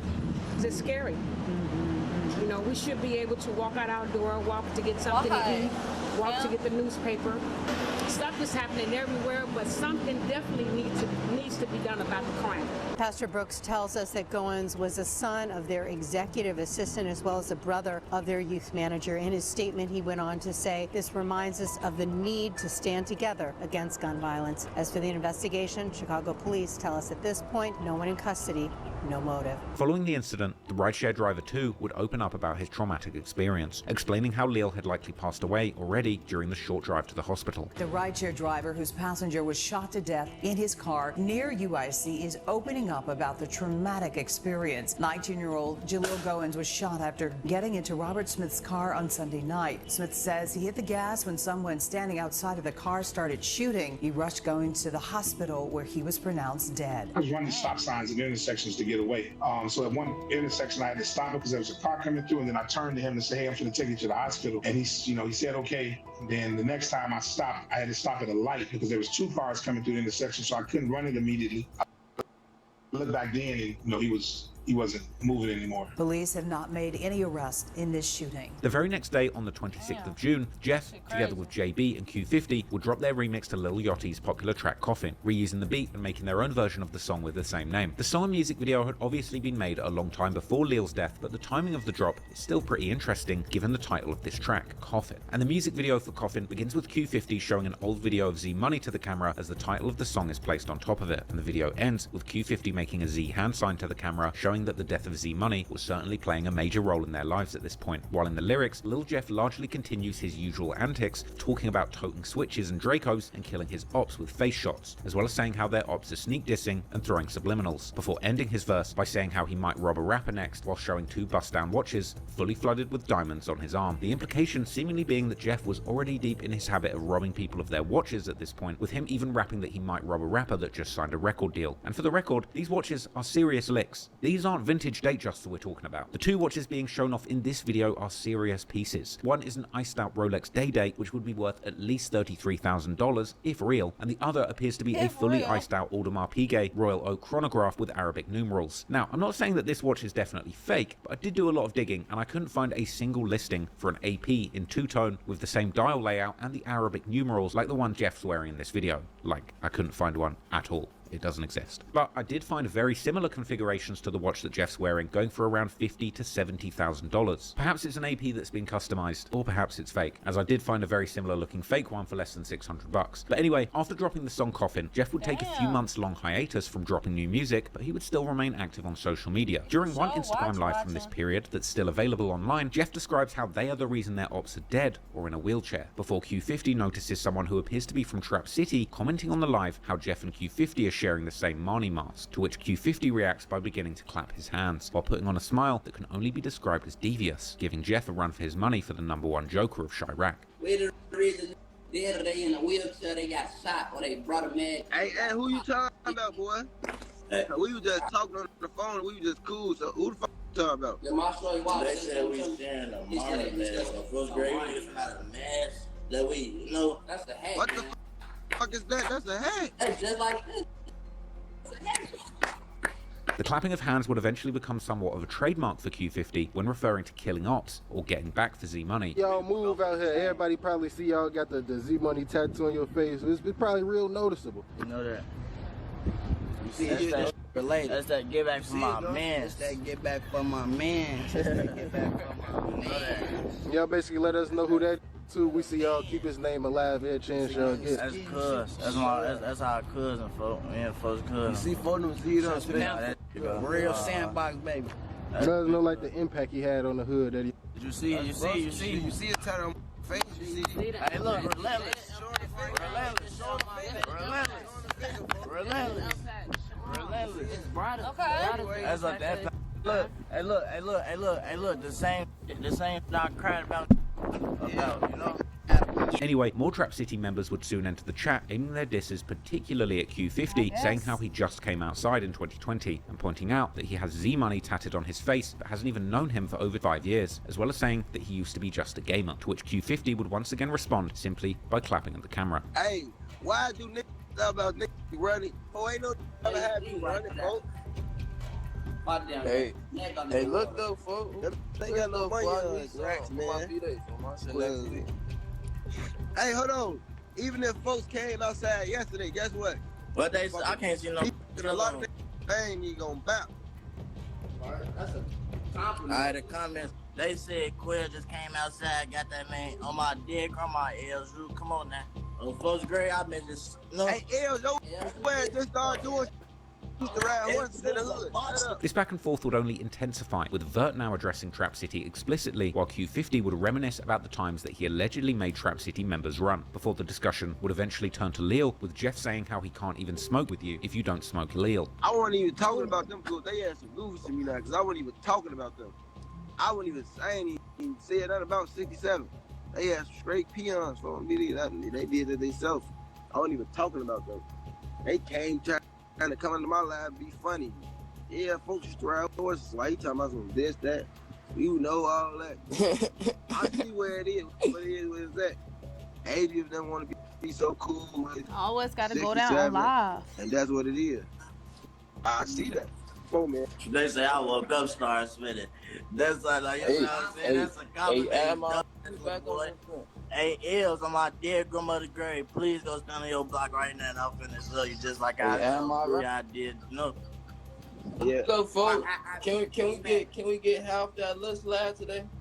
Half that Lil? You don't want to smoke Lil, I ain't trying to match. I ain't gonna lie. Let's play a new. If you ain't smoking my eyes, I can't smoke your eyes. Then, after taking almost half a year break from dropping new music, Jeff would come out with a new song and music video together with Vert in late December 2023, a track titled Stretched. In the song, Jeff ends his verse by rapping how he caught one of his ops in a bowl, this more specifically meaning a fishbowl, which is a reference to somebody being caught in a car with windows that are not tinted, making them an easy target, with this obviously seeming like a clear reference to the fact that Leil was caught in a parked rideshare car. Jeff would later make the same fishbowl reference during one of his IG lives, saying how he's trying to catch a shark in a shark tank. I caught it in a fishbowl. I'm trying to see if you will catch a big shark in a fish tank. And a few months later, bro, he trolling. Like, it seemed like that's at Lennar Homes, we not only build homes, but we build relationships. Whether you discover us from Lennar.com or walk into a welcome.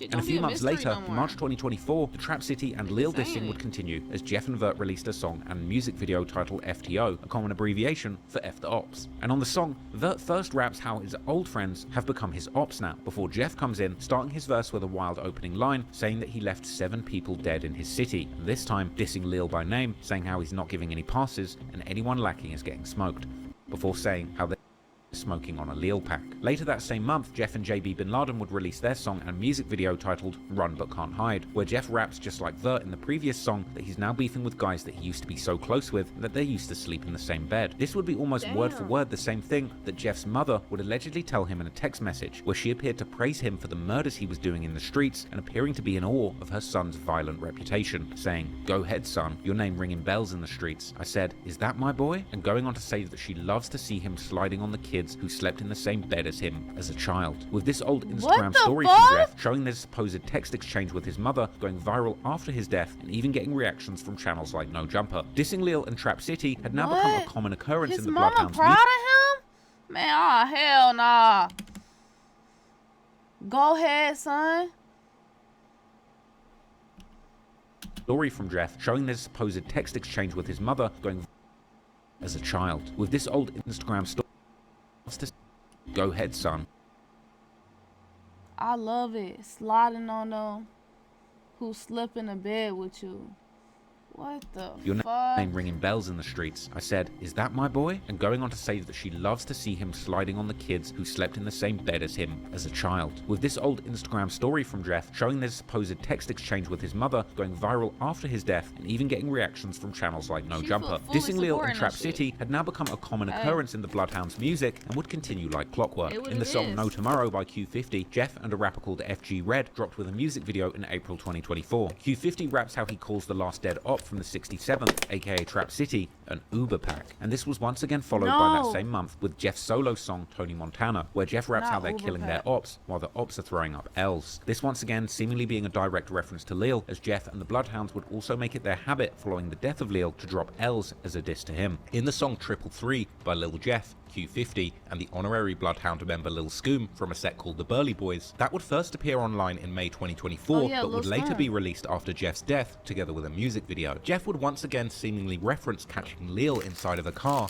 saying how Lil saw him and realized he was stuck. Even after his death, new songs would keep coming out, where Jeff references catching someone in a drive-share car, such as one song that was aptly titled Lift, that seemingly leaked shortly after his death, where Jeff raps how he makes his ops disappear like magic and that somebody shouldn't have been driving in that Lift. Jeff himself would also acknowledge that he was dissing Lil in almost every song on his posthumous album, Stepping in Blood, on the song In Your Home. There's also some rumors that Q50 had in fact gotten shot in the leg not long before the murder of Leil, possibly by Trap City, with Jeff and Q50 sometimes seemingly referencing this in their songs. Meanwhile, Trap City members were mourning their loss, with even respected older members like OTF Black and Trap City Rob changing their Facebook profile pictures to pictures of Leil soon after his death. However, the death of Leil would also hit very close to home for even Jeff himself, due to his father being from the area that's now part of Trap City, and following his passing, many people who were seemingly close to Jeff's father would post their tributes to Leil. The rapper Tero, who used to be close with Vert before the beef between Drill City and Trap City, would also make a tribute to Leil in late 2023, saying how he wished he could get him back, to which Jeff would troll Tero by liking the post with an emoji that's hugging a heart. No wonder then that the very next day, Tero would repost another picture of him with Leil, this time with a message implying that the next year, the Bloodhounds were going to go extinct. This post now seemingly eerily prophetic, giving what would indeed take place in 2024. But before 2023 would come to a close, 2 other people would lose their lives under mysterious circumstances, with these 2 becoming the latest victims of Lil Jeff, according to online rumors. In the early morning hours of November the 1st, 2023, a man and a woman were inside a parked car on the 8300 block of South Dorchester Avenue, which is in Mixed Mob's hood. These 2 were known in the streets as Lil Deuce, real name Donardo Buford, allegedly from a set called Foster Park, located in the Auburn Gresham neighborhood, located in the far south side. And he was with an infamous female gangster known as D Money, real name Desiree McGee, who was allegedly affiliated with numerous sets, including the infamous Woodlawn sets like STL EBT, Jaro City, and Taekwon World, as well as the E-Block Hardaway set from the east side that Wooski's brother Lowski was part of. While the 2 were sitting in the vehicle, the car was reportedly approached by 2 suspects who would open fire on D-Money and Lil Deuce, shooting D-Money once, whilst hitting Deuce multiple times in the chest, with both of them being transported to the University of Chicago Medical Center, where they would unfortunately both be pronounced dead. We're told it was around 12:39 Wednesday morning when a 19-year-old man and a 25-year-old woman were sitting inside of a parked vehicle. Police are saying the 2 suspects fired shots hitting the 19-year-old man multiple times in his chest. The 25-year-old woman was shot once in her torso. Both were taken to UFC emergency room where they were pronounced dead. As of right now, no one is in custody, but Area 3 detectives are now investigating this. If you have any information that could lead to an arrest, police would like you to contact them immediately. For now, we're here in the Mary Nook neighborhood. Glenn Marshall, WGN News. This is another one of the rumors regarding Jeff's alleged body count that seems to have very little proof going for it, and many drill fans on places like Reddit and Chiracology have seemed either confused about this rumor or have straight up denied it, with one of the few pieces of evidence used to justify this claim being a post made by Jeff on April 2024 when he would quote an unreleased King Von song whilst adding 10 emojis after the lyrics, with many fans considering this as Jeff literally listing all 10 of his supposed victims, with number 7 of the emojis being a so-called woman's hat emoji. This emoji then supposedly being a reference to D-Money. Interestingly, Jeff would actually seemingly go back and edit this caption, switching the hat emoji to a princess emoji, making it even more obvious that he was indeed seemingly referring to a female victim. The so-called rescue worker's helmet emoji next to it, on the other hand, is much more open for interpretation, with one possible option being that the emoji's red color actually refers to the Black Pea Stones, who were known to rep the color red, with Foster Park, where Lil Deuce was from, actually being a Black Pea Stone stronghold. Or alternatively, Deuce could be symbolized by the crown emoji on either side of the princess emoji, crown being one of the symbols used by the People's Nation gang alliance that the Black Pea Stones belongs to. In fact, in a tribute video for Lil Deuce posted on his Instagram story after his death, his family can be seen putting crown decorations on top of a cake for his 20th birthday. Following the death of D-Money, Jeff would also boast on social media how the Bloodhounds were killing everyone, including women and kids. Hey, Lil Fredo, what you on, Lil Cuz? I still love you, folk, but it's like my little brother feel how he feel, and I'm around with him right or wrong or dead. That's wrong, you know that. So it is what it is, folk. I wish y'all the best of luck, but we do spank ass, and you know this person. For real, we really kill kids. Bitch. If it get to that point, it'll make me mad enough, mamas will start getting all type of my shit known, right? My shit really up and purse fuck with my head. Face ass, neck ass, back ass. It's also worth noting that D-Money was seemingly close with numerous members of Trap City and would do stuff like promote their music and wish them a happy birthday on their social media. Moreover, some people close to D-Money, such as the rapper Flame, who is also from the SDL, EBT, Jaro City and Taekwon World areas, would seemingly diss Lil Jeff following his death. There was also seemingly some kind of connection between Jeff and Lil Deuce, as the two were actually following each other on Instagram. But while these two victims seem like wild rumors at best, the next two are commonly believed to be the work of Jeff and the other Bloodhounds, with these two victims in many ways launching Jeff into the spotlight and helping him rise to become one of the most infamous names in modern Chicago drill, as well as being one of the most ruthless shootings the west side of Chicago had ever seen.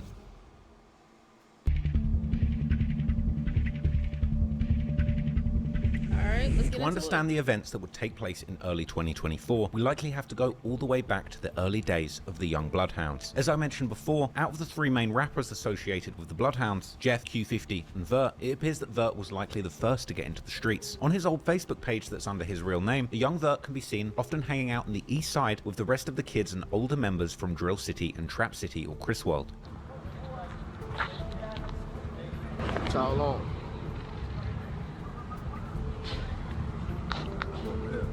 No, I asked him something. My head. Yeah. My head. Huh? Go get. Let me go. Hey, who was that? Who was that? Say you want some smoke, you must be high as fuck. Follow me. Larry, he just had a video version of wife. Look they ass. Everybody good over here? Everybody good over here? Oh, he's on his birthday. Fuck it up. He's talking, I ain't going. Check it out. He's funny shit, man. Hold on. I know this not an Instagram live, bro. Or Facebook live. What that is? I'm gonna give me some. I need ants. Phone that money in it. But Vert had also made friends from outside his close neighborhood, with at least one of these friends being all the way out in the west side of Chicago, more specifically a hood known as The Jungle, which is located in the near west side neighborhood close to the United Center, which is home to both the Chicago Bulls NBA team and the Chicago Blackhawks NHL team. The relationship between Vert and his friend from Jungle would continue into their adult years, with Vert seemingly taking trips with the members from Jungle as recently as 2021. There's also a vlog from 2022 by YouTuber J Global Visuals, where Vert can be seen hanging out in the Jungle's hood with them. Real stop, man. All the ops, man. No, man. Jungle life, man. We was never known to do. Never. Ever. Jungle life, man. Follow that shit, man. Turn the camera. This real live right now. All the guys from out south, see them. BDC, you know. I'm from the east, but got killers from west. GDK, same K. Fuck all the TDK. Whatever they say, K. West side thing, what up? The members from the Jungle, on the other hand, are known to be closely affiliated with another close-by set called BKN, also known as Nitty Block, named after a Jungle member called Frank Nitty, or Sosa Nitty, real name Frank Looney Jr., who was killed in 2019. It appears that eventually Jeff too would get close with the Jungle and BKN, with some videos still existing online showing him hanging out with them on their block. Unfortunately, as the rumor goes, the relationship between the Bloodhounds and BKN or Jungle would eventually go sour, after members of the BKN would allegedly turn on them and rob Jeff for some watches, with BKN then, according to Chiracologists, hopping on Instagram Live to gleefully show their alleged $50,000 bounty and the two guns that were used to take them. No. Yeah. What did it say? They coming like, look, tell the op.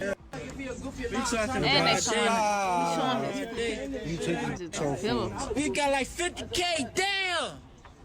That fake AP they got. I just turned off card. In the video, they showed off two stolen watches and an iced out chain. And funnily enough, one of the watches was seemingly one of those fake iced out watches designed to look like an iced out AP watch, like the one from the coffin video, with Redditors seemingly noticing that one of these watches was almost certainly an imitation AP, which was in fact an AP tribute by fashion watch company GLD, which currently retails for less than $700. And this is something that the thieves would actually point out in their video, ironically mocking the target of their robbery for having a fake AP. Stop wearing that. Stop fake. Stop wearing that fake. Tell her I'll start wearing that fake. Damn. Wait, what's fake AP they got down there, man? Y'all ain't fake.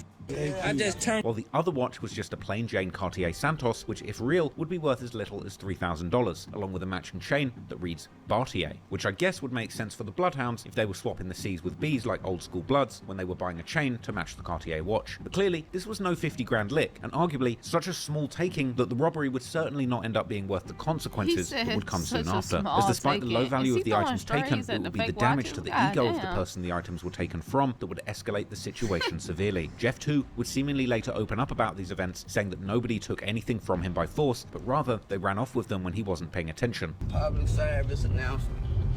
On my dead grandmother's head, if I'm lying, I'm down. God could come pull me out this car right now. I never took a dollar from nothing. A nigga said, let me take a picture, this, that, and that. I look up, the nigga then ran down. We all the way at the top of the staircase first off. The nigga then ran. I look up, the nigga taking off down the stairs with 5 more extra. I'm like, damn, I thought it was gangster. The whole time I'm right there still working with him. I'm telling them we could keep this gangster, be gangster, and I respect it's gonna be what it's gonna be. Just keep this gangster. It's one gangster. Then, on January the 20th, a Chicago-based YouTuber, Word from the Trenches, would upload a vlog where he hangs out with the BKN members in their hood, with this vlog also including a member called Monty, who also goes by the name Drench, or Czar, and who would allegedly be one of the people involved in Lil Jeff's robbery. Yeah. Be for real. That's another one of the guys. He by himself, man. I don't think that shit got tough, man. Brother, on the other hand, he by himself. Drench. Hey, tell him she go up, man. I need some blue sleep, man. Hey, for the guest I got him in the big Drench, come up, get him. It's Drench, man. And y'all already know my name, Drench. Zah, they call me Zah, smoke your dumb like some Zah. They say Zah don't stop smoking like some Zah. Later, in the same vlog, BKN members can be seen hanging out inside a hallway of one of their buildings when Monty gets a FaceTime call from none other than Lil Jeff, with the energy between the two seeming tense, as Monty begins by asking Jeff where that J at, meaning jewelry, before showing off a watch on his wrist to the camera and saying again, let me see the J's, whilst also telling Jeff that they're all right here while showing his posse, as well as someone asking either Jeff or someone else how much their watch is costing, with the main member of the vlog, rapper Puda, seemingly wholly uninterested in including Jeff in their vlog. Shit on my big cousin show. 2 feet B-no, really the whole 4L gang. Like, I put the whole 4L. Shout out Young Nudie and my cousin too. All my folk down there in the 8. Shit going on for real. You ain't got nobody in mind like industry wise like shit. Really, like, I ain't gonna lie, twin. Like, Good, man. We got JL, man. Hold on, y'all. Hold on. I ain't gonna lie. Put that J in there. Look, only artist I really wanna with right now, probably Big 30, goddamn. How much that is on y'all wrist right there, man? Hold on, y'all. Hold on.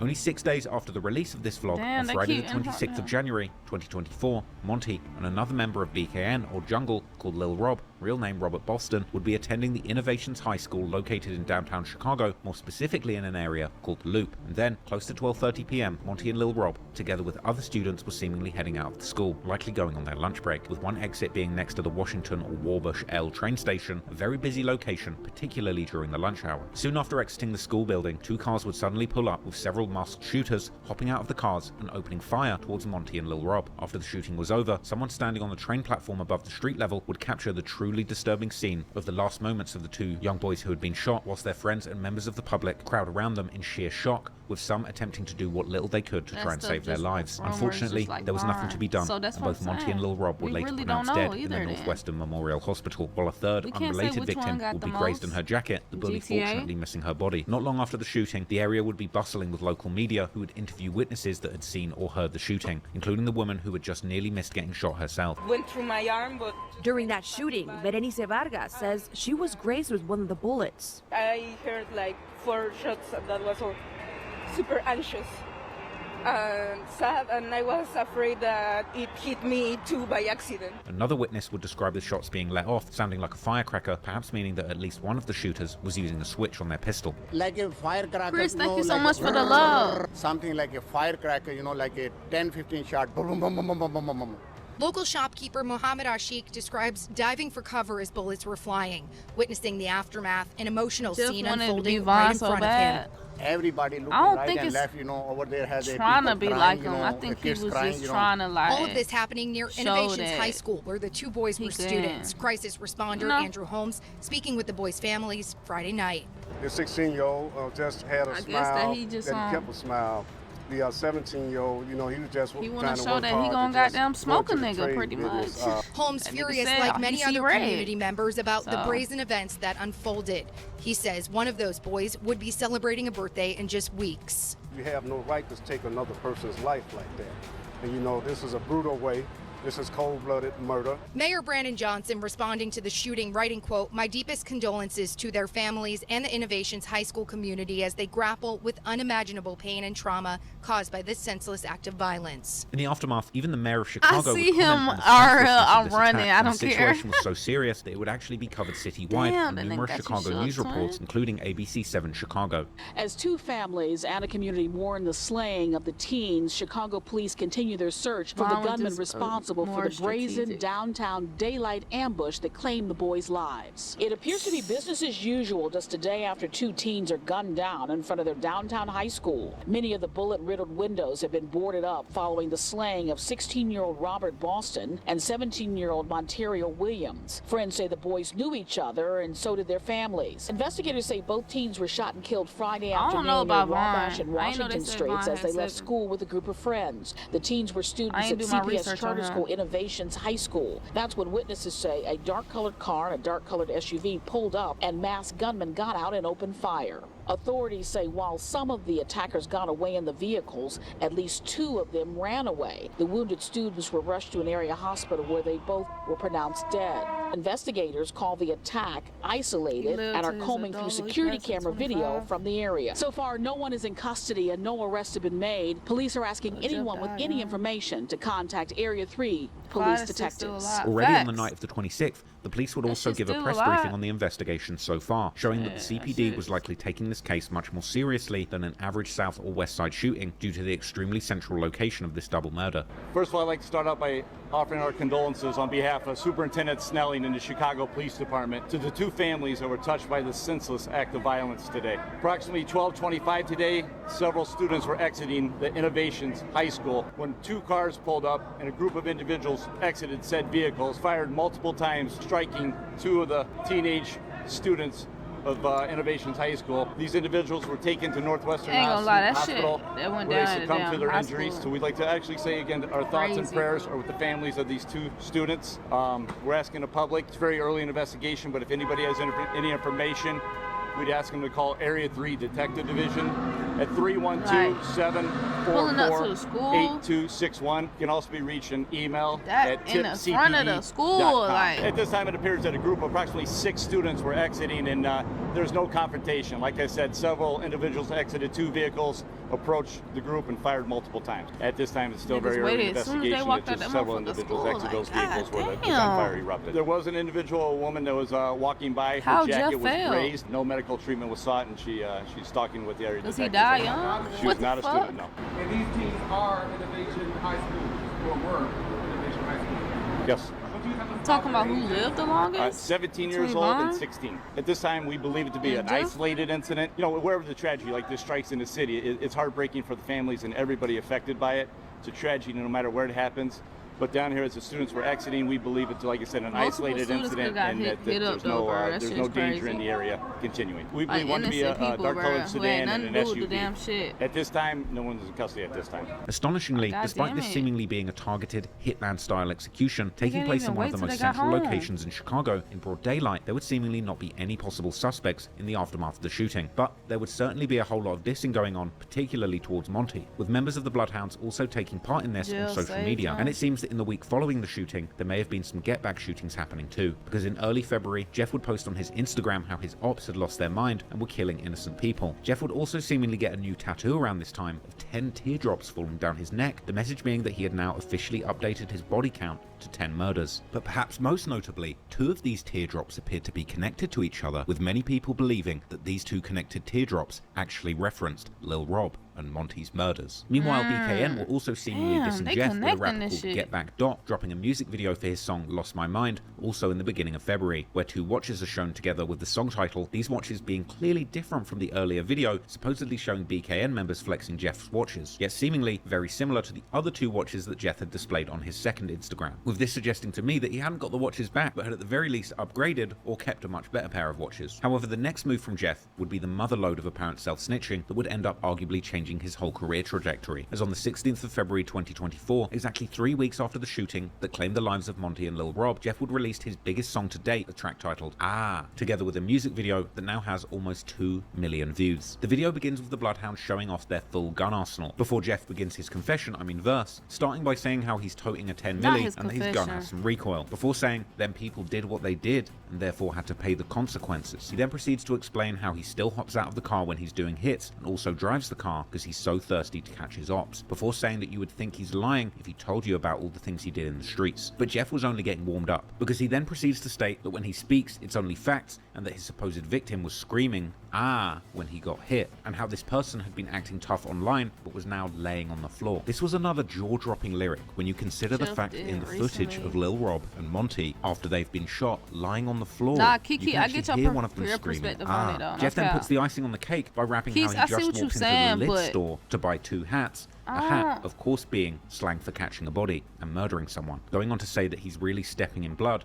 which would eventually become the name of his posthumous debut album, before explaining how his victims didn't get a chance to run, so can't say that he tripped, and that Jeff and his buddies hopped out with 4 guns and 2 people got hit. Jeff then further continues by saying that he has lost his Draco, so he's going to have to use a switch on his pistol, and that before they were his ops, they were his fans. And the verse just keeps on going, with Jeff then rapping how somebody's best friend died and he wishes that he was dead with him, but it won't take too long until he's also dead, because Jeff is a madman who can't stop chasing and killing his ops, before explaining that they got the drop on their ops and spin the block, which would indeed seemingly be the only way that an attack like the one pulled off on Monty and Lil Rob could even be pulled off. Jeff would say that his favorite ops got killed, and he then appears to forget for a moment that he was in the middle of a confession, or perhaps he simply begins to reminisce about his earlier crimes, as he then lays down some bars about taking cops on high-speed chases and how he refused to fight and will just kill you. He explains how he loves robbing people for their jewelry, particularly watches, as well as being so thirsty that he might even take your socks off your feet, as well as saying that he'll pull up on the side of your car and kill you right there. Jeff then continues saying how he's the top op and known for putting his victims on Fox News, with the local Fox 32 Chicago channel also being one of the first news outlets that reported on the killing of Monty and Lil Rob. We began with breaking news. 2 high school students killed in a Chicago Loop shooting. Jeff then finally ends the song by saying that he is indeed everything that they say he is, a slimy guy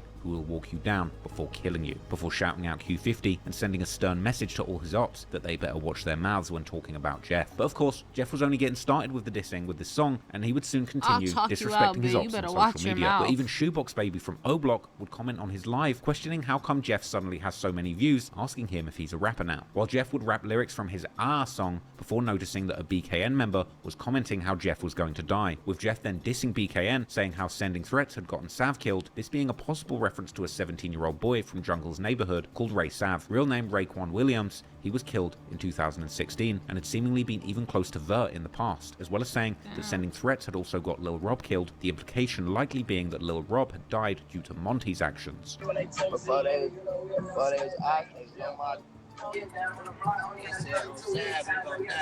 why Sav ass dead now, because y'all ass sending threats and that get your mans. Send threats like that, and then your homie go get up. Now you gonna merch it on him next. Now it's on Dre. Now it's on Lil Rob. You know what I'm saying? Now it's on all these new ass. Jeff would also then begin to diss a young alleged BKN member called Baby Do It, real name Kadoni Smith Jr., who was found shot to death inside of a burning car in December 2023, at only 15 years old, with this murder allegedly being a get back for Monty killing 2 equally young boys from a rival set. They put y'all shorty in the trunk and set his ass on fire. Now look, ain't that man. I ain't got pissed out like that jet. Whoa. They burnt this to hell. They said this quick. No, that's crazy. Go play somewhere for us. Still, in February, Jeff would also post a picture of himself smoking on 2 blunts at 2:20 p.m, with the Chiracologists, who were now beginning to turn into full-blown Lil Jeffologists, commenting why couldn't he wait until that time was 2:22 p.m. to make the message even more obvious, with everybody now seemingly involved in this inside joke that Jeff was sharing about allegedly killing 2 high school students. Jeff's apparent self-snitching about the case would only become more brazen as time went on, and in April, he would once again do what appeared to be either a semi-confession or alternatively an example of Jeff reaching a level of trolling as promotion that resembled a true work of art, as Jeff's music was now beginning to reach some noticeable popularity, not least due to the rumors of him being behind this brazen double murder. All kids, they down. I'm done giving kids passes. It's a wrap. Bro, You know that if I get mad enough, the will start happening. And y'all know this by now. Why he keep I bringing went black kids? for like a week and poof. Why he Gotta keep? go after that. Okay, one, we've seen this poof, clip already. I came back. Poof. I don't let them though. In April, he would make the now infamous Instagram post of him holding a picture of 2 hats with the description supposedly symbolizing each of his victims with a different emoji, with the last 2 emojis being those of a graduation cap, another rather obvious reference to the fact that Monty and Lil Rob were killed while leaving their high school. Also, seemingly around this time, Jeff would post a cryptic story on IG of his phone screen with the date 13th of January, which would have been almost exactly 2 weeks before the murders of Monty and Lil Rob. In the story, Jeff says that he never wants to feel like he felt that day, and that after whatever happened that day, he made a promise to himself never to forget, and that it's been 4 months since he stood on business, plus then some. Vert 2 was seemingly participating in the dissing, releasing a song and music video titled Out West, with Vert, of course, seemingly having a long and personal connection with the West Side sets, Jungle and BKN, that had now come to an end, just like his long affiliation with Trap City had come to a close the previous year. In the song, Vert raps how he's not too cocky to ask his friends for help before seemingly dissing Jungle and BKN for trying to beef with him whilst their homies had been killed, and specifying how he had been just chilling and kicking back when hearing who had gotten killed, this perhaps being a reference to Monty. Vert dedicating an entire song to allegedly dissing his old friends from the West Side seems to point to his involvement in whatever took place between the Bloodhounds and BKN, which is also something that members from Trap City, including his former friend Tiro, would later indicate during his vlog with X-Man Rico. And the reason I was saying that too, though, because some things unforgivable. For like one thing I wanted to ask you, because bro said this happened over a chain. People was reaching out trying to have me do a story, tell me about when Bert got robbed and something like that, and that's why the beef started. Got robbed by who? I don't know who did it, but they say Vert got robbed and shot. Nah, he ain't talking about that. He talking about when Vert. Oh, out west? He did get poked? I don't know. I heard they got something happened to him. I heard some shorty them took their ass. I was locked up, folks, so I was just sending to the county. I was in the county. But got robbed and Jeff went out so, like a goofy. How? You doing? So got back on phone. Got back. For sure. In between the dissing, Jeff was also increasingly boasting about his other favorite hobby together with Q50. This hobby, of course, being allegedly robbing people for their jewelry, particularly watches. With this boasting almost seemingly also getting mixed in with slick disses towards BKN. Jeff and Q50 would even proudly show their bounties during Instagram lives, even showing pictures of their alleged victim, a man called 6300 Bredo, and their bloody hands wearing the stolen watches. I'll show y'all who you got it. I'm mad. One number, it was his number. I'm gonna show y'all, look. It's them right here. Ooh, I ain't had none of this. What a person is. Showing the niggas is crazy, I ain't gonna lie though. Show that dick. We got an AP already, Spoon. I'm having a way in Chicago, Illinois. Now we got another road. Hey man, get them people that get back. Sight. Chasing the ops through a house is crazy, I ain't gonna lie. This nigga trying to make sure, like, he not leaving without goddamn getting that nigga, like, damn. Hey, Lil Jeff, you said take this picture. I was done now. Oh, weeds. I got blood on them diamonds and I still wore it. This part of my tattoo. They don't know if that's a tattoo or real. Nah, they ain't. Vaughn didn't die by his ops. The Bloodhounds feel like they don't even want to exist in the rack. You might as well. You know, I don't know other but the guy. This alleged watch incident with Bredo would allegedly even lead to something way more serious, as not long after, a member called Slide from his TMC set would allegedly get shot in the head, his exact condition after this alleged shooting remaining a mystery, while Jeff and Q50 would once again hop on social media to mercilessly troll their ops, even saying that Jeff's 11th body was now pending. On my dead grandmother's head is somewhere on the deathbed, down, if not dead, down this phone. Got hit in his brain. got hurt. He can't even talk to y'all. He can't even tell you how he feel right now. He don't even know. He's supposed to be 11 right now, but I'm 10. I'm standing for the 11-1. In one ominous live, Jeff would also say how they weren't expecting him to make it to 2024, but that he's made it with a new watch on his wrist, before once again saying how he's up 10 bodies. They say I wasn't supposed to make it to New Year's. I done made it to a new year with a new watch. These hate me. I done made it to a new year with an AP. I love the new year. I'm so happy I made it. I done made it, yeah. Let me make it now. I'm icy. They can't take it. I'm up 10. I need some more. Play that real quick. In this same live, Jeff would also tell how he's taking his fans to killing school, but all the applicants need to have at least 2 bodies under their belts, mentioning how he's putting this limit in place as a tradition, which seems to be yet another reference to Monty and Lil Rob, as well as referring to the infamous King Von lyric where he says that you're not a true killer unless you've got 2 bodies. Oh, shit. I'm taking this to killing school. Class start next week. You gotta at least have 2 bodies though. For I ain't coming with no. You ain't got shit. I can't work with no beginners, folks. You gotta at least have a 2. I'm gonna give y'all 2 minimum. A 2. I'm gonna start at 2 minimum, cause y'all know why I'm gonna start at 2 minimum. Now I'm just doing it for a tradition. I'm gonna start at 2 minimum, man. 2, you gotta have a minimum of 2. No, anything. You gotta have 2. You gotta have a minimum of 2 of them to come to school. You just gonna sit your dumb ass in this seat, and whatever I say, do it. If you do anything scary, I'm smoking yo. What? Nah, I'm just what playing. The fuck? I'm gonna have to though, cause now it's like I just thought you was ready and you lied. Now I gotta kill you and throw you over there in the lake. I'm about to water. Jeff was clearly feeling himself, and he would also seemingly start and intensify beefs with numerous other people and sets. 800, a snake, OTG, a whole low end. Nah. Yeah. Hey, shorty, Mike, y'all, that's different. Yeah. You nigga, Chicago, matter of fact, the city, all y'all too watching me.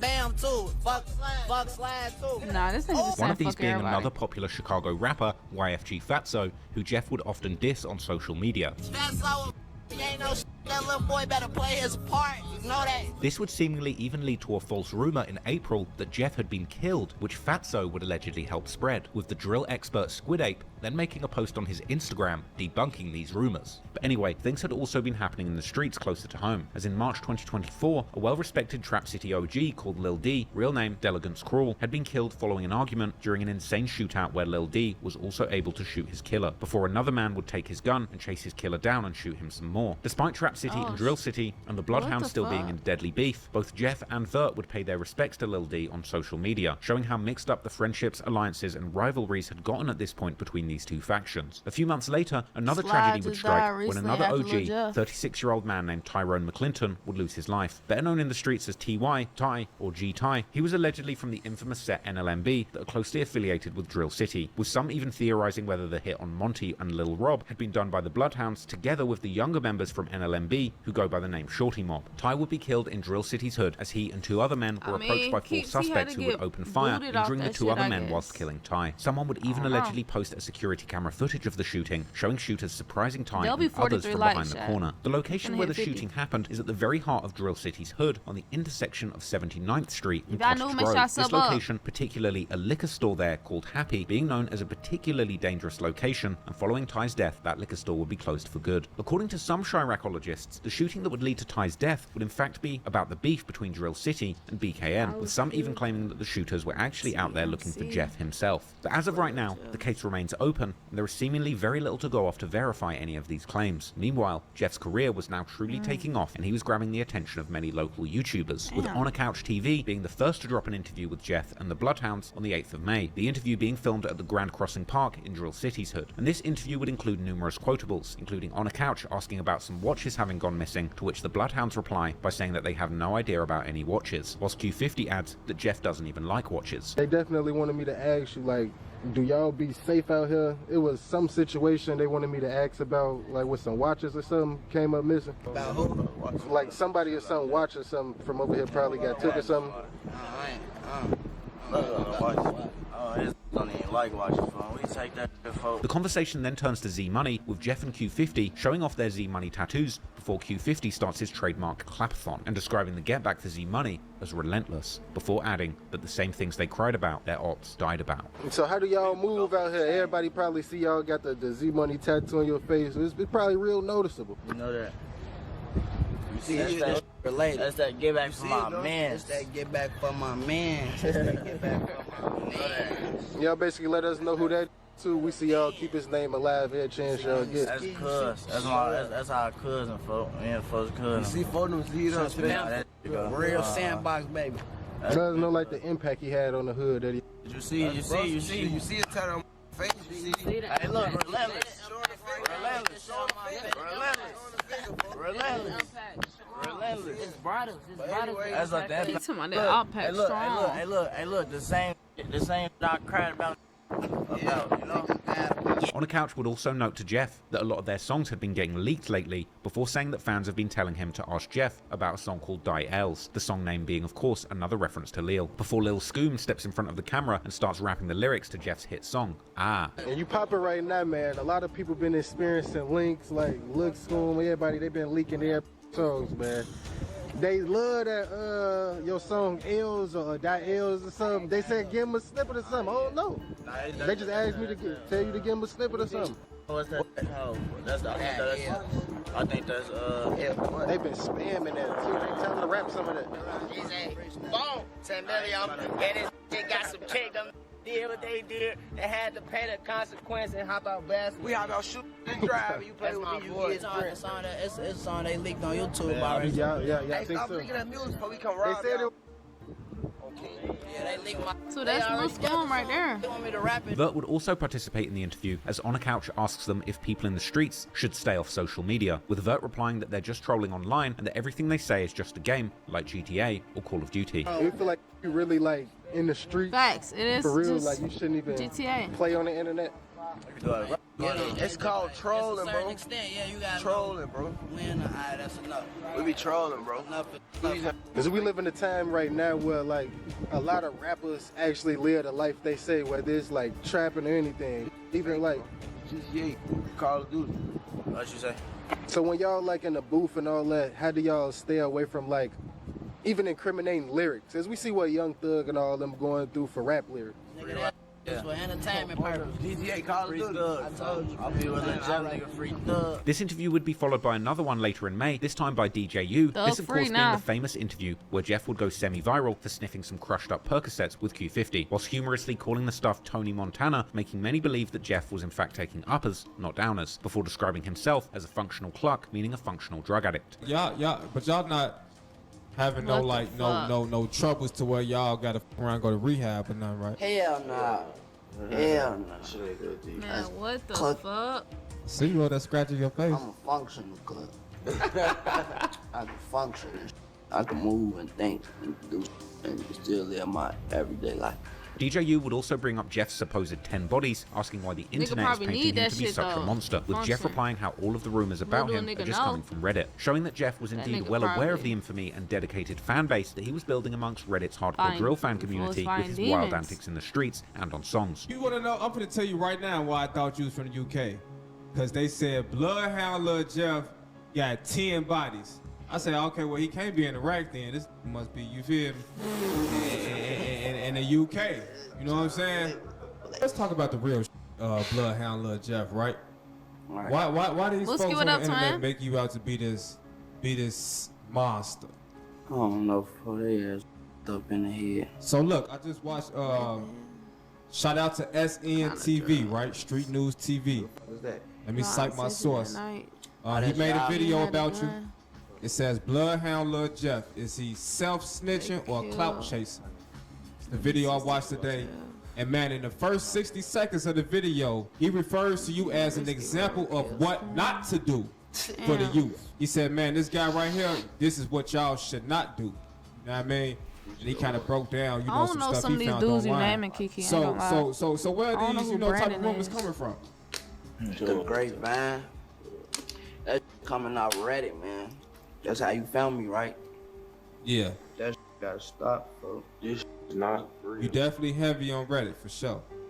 You get posted on there like almost every day. DJU would also ask Jeff about him always having so many watches, with Jeff trolling by responding that really the people are just letting him have them. Another thing I picked up online from your social media activity is you be having a lot of watches. You see this? Man, this ain't really just cool. Where you be getting all these fly watches from? That's sweet. Okay. $3.99. So free be giving them to me, really. They just be letting them keep them type shit. Like, they put them on, I just keep them. Watching a story on Lil Jeff. I see, he's still on your wrist, right? Bloodhound Lil Jeff. So it was a situation where a guy tried to get high and he lost his watch. Nah, who read that shit? On Reddit. Yeah. See, some of that shit, you gotta tell you. Oh no, but they picked it up off your video. You said they tried to get a $10 whatever y'all call talking about that shit. I thought you was saying I was trying to get high. Oh yeah. Yeah, man. What you about, man? Yeah.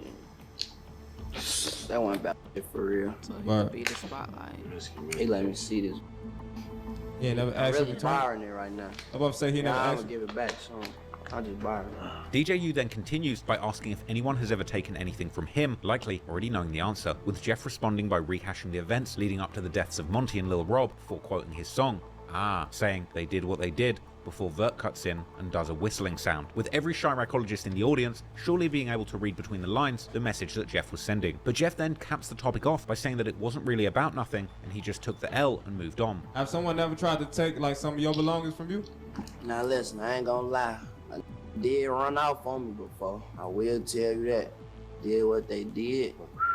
What, he zeroed you on the move or something? Yeah, basically. That happens to the best of us, right? We know I've been finessed. Yeah, his ass ran off and it wasn't about We didn't all been finessed, bro. It a little That's what comes with the streets. It wasn't about nothing at all. I'm talking about at all. Yeah, I feel like that ain't nothing. Like, I feel Hell like no, you can't even bitch count ass that. I mean, you can count as an L, but you just charge that. Them niggas had to be somebody. About scary charges they was cool with to let. Yeah, I just took my L and moved on. DJU then attempts to further dig into the topic, asking if these events turned him into a monster, but Jeff responds by implying that no, because he's been had ops. The conversation then turned to asking what it really was that turned Jeff into a savage, with Jeff replying that it was actually the death of Z-Money, saying how after his death, all he has seen is red. Did that turn you to like some type of monster on some shit like, man, these? Take it, then he died for nothing. It been. Damn. That just made me watch these. Okay, watch these. Not food. Right. So what was the one situation that has occurred in your life that made you say, fuck these niggas? I told you. Ran off My ears get back home. Like you said, it's been. It been these. I ain't gonna lie, my homie dad, that's on my face right here. Z-Money? Yeah. Okay. It was super deep after that. Fuck everybody after that. Okay, I see Z-Money on his face as well. Y'all share the same tattoo. Another. So this definitely had to be somebody that meant a lot to both of y'all. How long ago was his passing? May. What was that last May? Yeah. March, April. About a year That now? shit was a year ago. Yeah. No, March. Yeah, March. Yeah, that was March. Queasy, what up to him? Yeah. Mm-hmm. It been a year. And how did this death affect your mentality, brother? These. Bruh.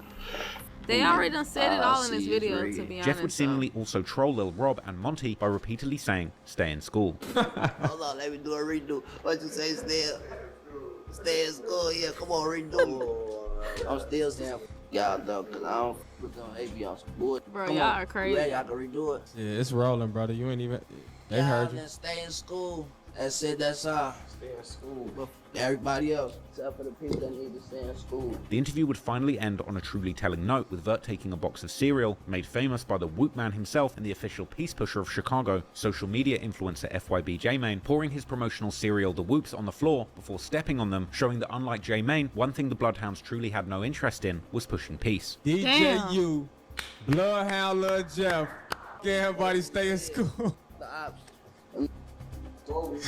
Hey, shout out to Word to Production. Shout out AMF Visuals. You can take them whoops home with you, brother. Damn. Damn.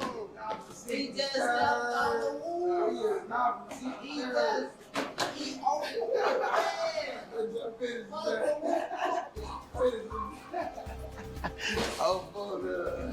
He Jeff's rap career was now on a new level, and still in May, he would head off on his first trip to Los Angeles as a popping new artist. On the 21st of May, AMF will drop a vlog about their LA trip, where Jeff, Scoom, and Vert can be seen living the rapper lifestyle, chilling in a big Airbnb. Andre, what you want? Boy, if you think, bruh.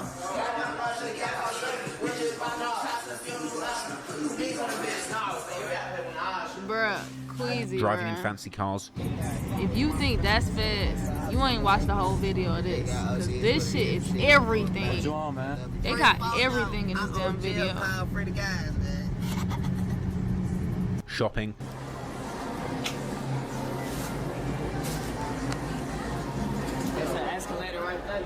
That's what we doing. We leaving. We just had to make that force to pull the camera out. You won't pull the camera out. Stay right here. And they saying it in all their songs too.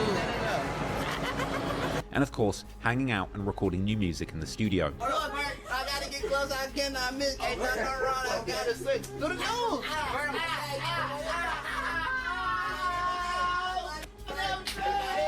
Dahmer on the way. The next to the mirror. White. 1M on the way. You at 300K. 300. 300,000 views on that. Jamie Foxx. The vlog ends with the crew preparing to head back to Chicago for Scoom's birthday party, with his birthday being on Sunday the 12th of May, whilst the party seemingly being planned for Saturday the 11th. You ready to go back home? Dang, Eli going in. Unfortunately, the day after Scoom's birthday party, and on the actual day of his birthday, on the 12th of May, another young man would lose his life. This man being a 22-year-old named Khalil Dunbar, who is better known in the streets as an alleged member of the 8-Tray mob called Baby KD. According to news reports, KD had been in an alley near the 10800 block of South Indiana Avenue, this area being far away from the hood of the 8-Tray mob, when he was shot in the neck and taken to the Christ Medical Center, where he would later pass away. KD had seemingly been close friends with both Clay and True, the 8-Tray members killed in 2021, allegedly by the Bloodhounds according to some rumors, and he would often post tributes to them on his social media. Perhaps not so surprisingly, at this point, after KD's death, Jeff would soon seemingly begin to claim this murder as well, as he would go on live on Instagram and officially update his body count, saying that he's on his toes now because he can no longer count with his fingers, before simply stating, "F it, it's 11." Hold your wrist up.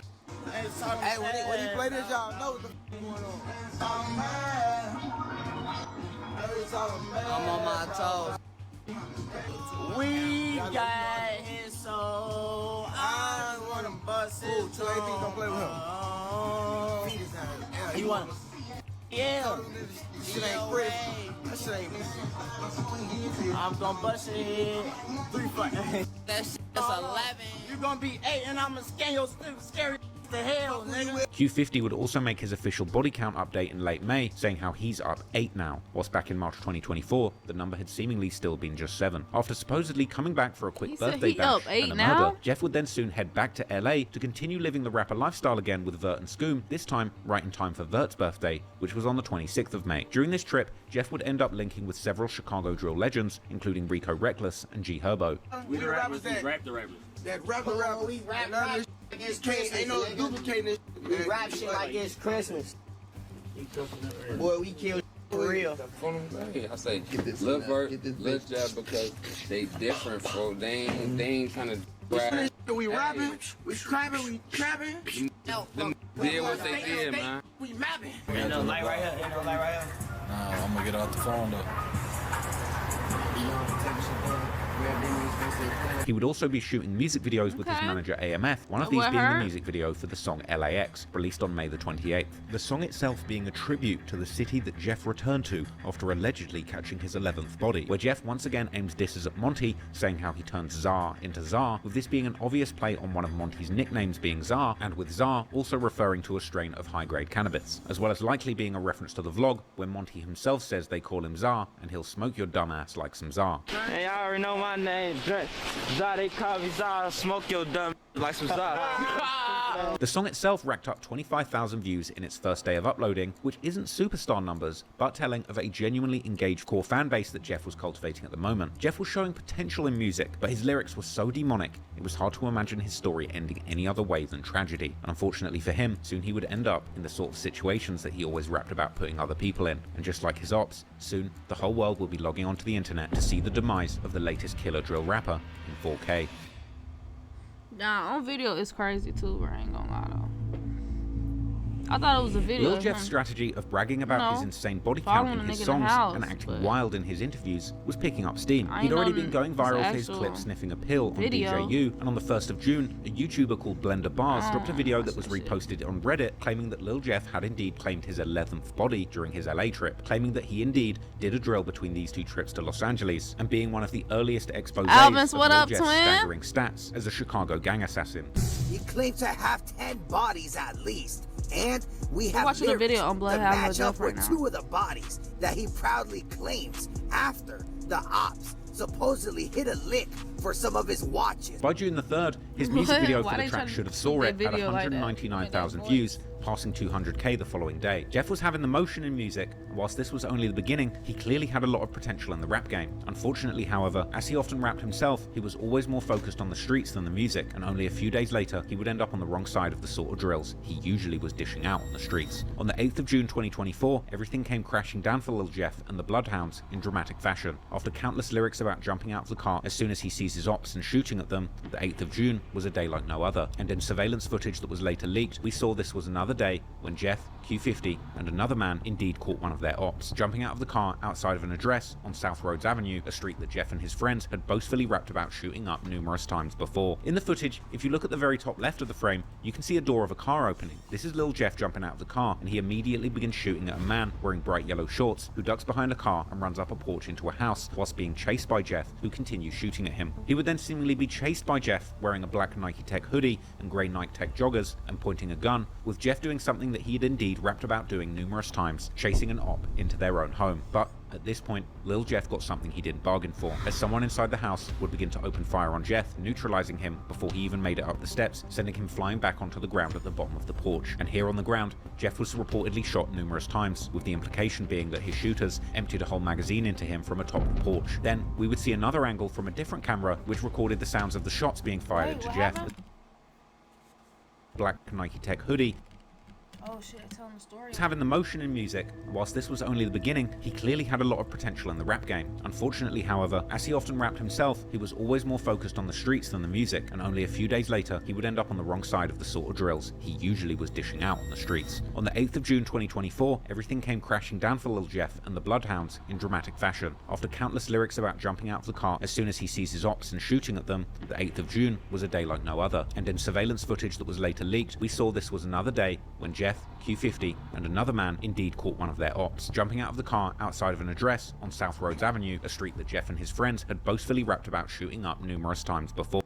In the footage, if you look at the very top left of the frame, you can see a door of a car opening. This is Lil Jeff jumping out of the car, and he immediately begins shooting at a man wearing bright yellow shorts who ducks behind a car and runs up a porch into a house whilst being chased by Jeff, who continues shooting at him. He would then seemingly be chased by Jeff wearing a black Nike Tech hoodie and grey Nike Tech joggers and pointing a gun, with Jeff doing something that he had indeed rapped about doing numerous times, chasing an op into their own home. But at this point, Lil Jeff got something he didn't bargain for, as someone inside the house would begin to open fire on Jeff, neutralizing him before he even made it up the steps, sending him flying back onto the ground at the bottom of the porch. And here on the ground, Jeff was reportedly shot numerous times, with the implication being that his shooters emptied a whole magazine into him from atop the porch. Then, we would see another angle from a different camera, which recorded the sounds of the shots being fired into Jeff, as well as showing Q50 and another shooter, as well as the driver on the hit behind Jeff, walking to the porch and returning fire, with Q50 seemingly shooting at a passing car for some reason, likely in this moment earning himself an attempted murder charge. Some have suggested that the original target that Jeff had chased was talking to the person driving in the car that Q50 was shooting at as it drove past. Meanwhile, once the driver of the getaway car notices that Jeff has actually been killed on the ground, getting out to look, before all the men realize that it's too late to save Jeff, running back to the car, getting in, and fleeing the scene without Jeff, as shots continue to hit Jeff laying on the ground. Interestingly, another camera angle would later surface, showing that when Q50 initially ran towards the porch,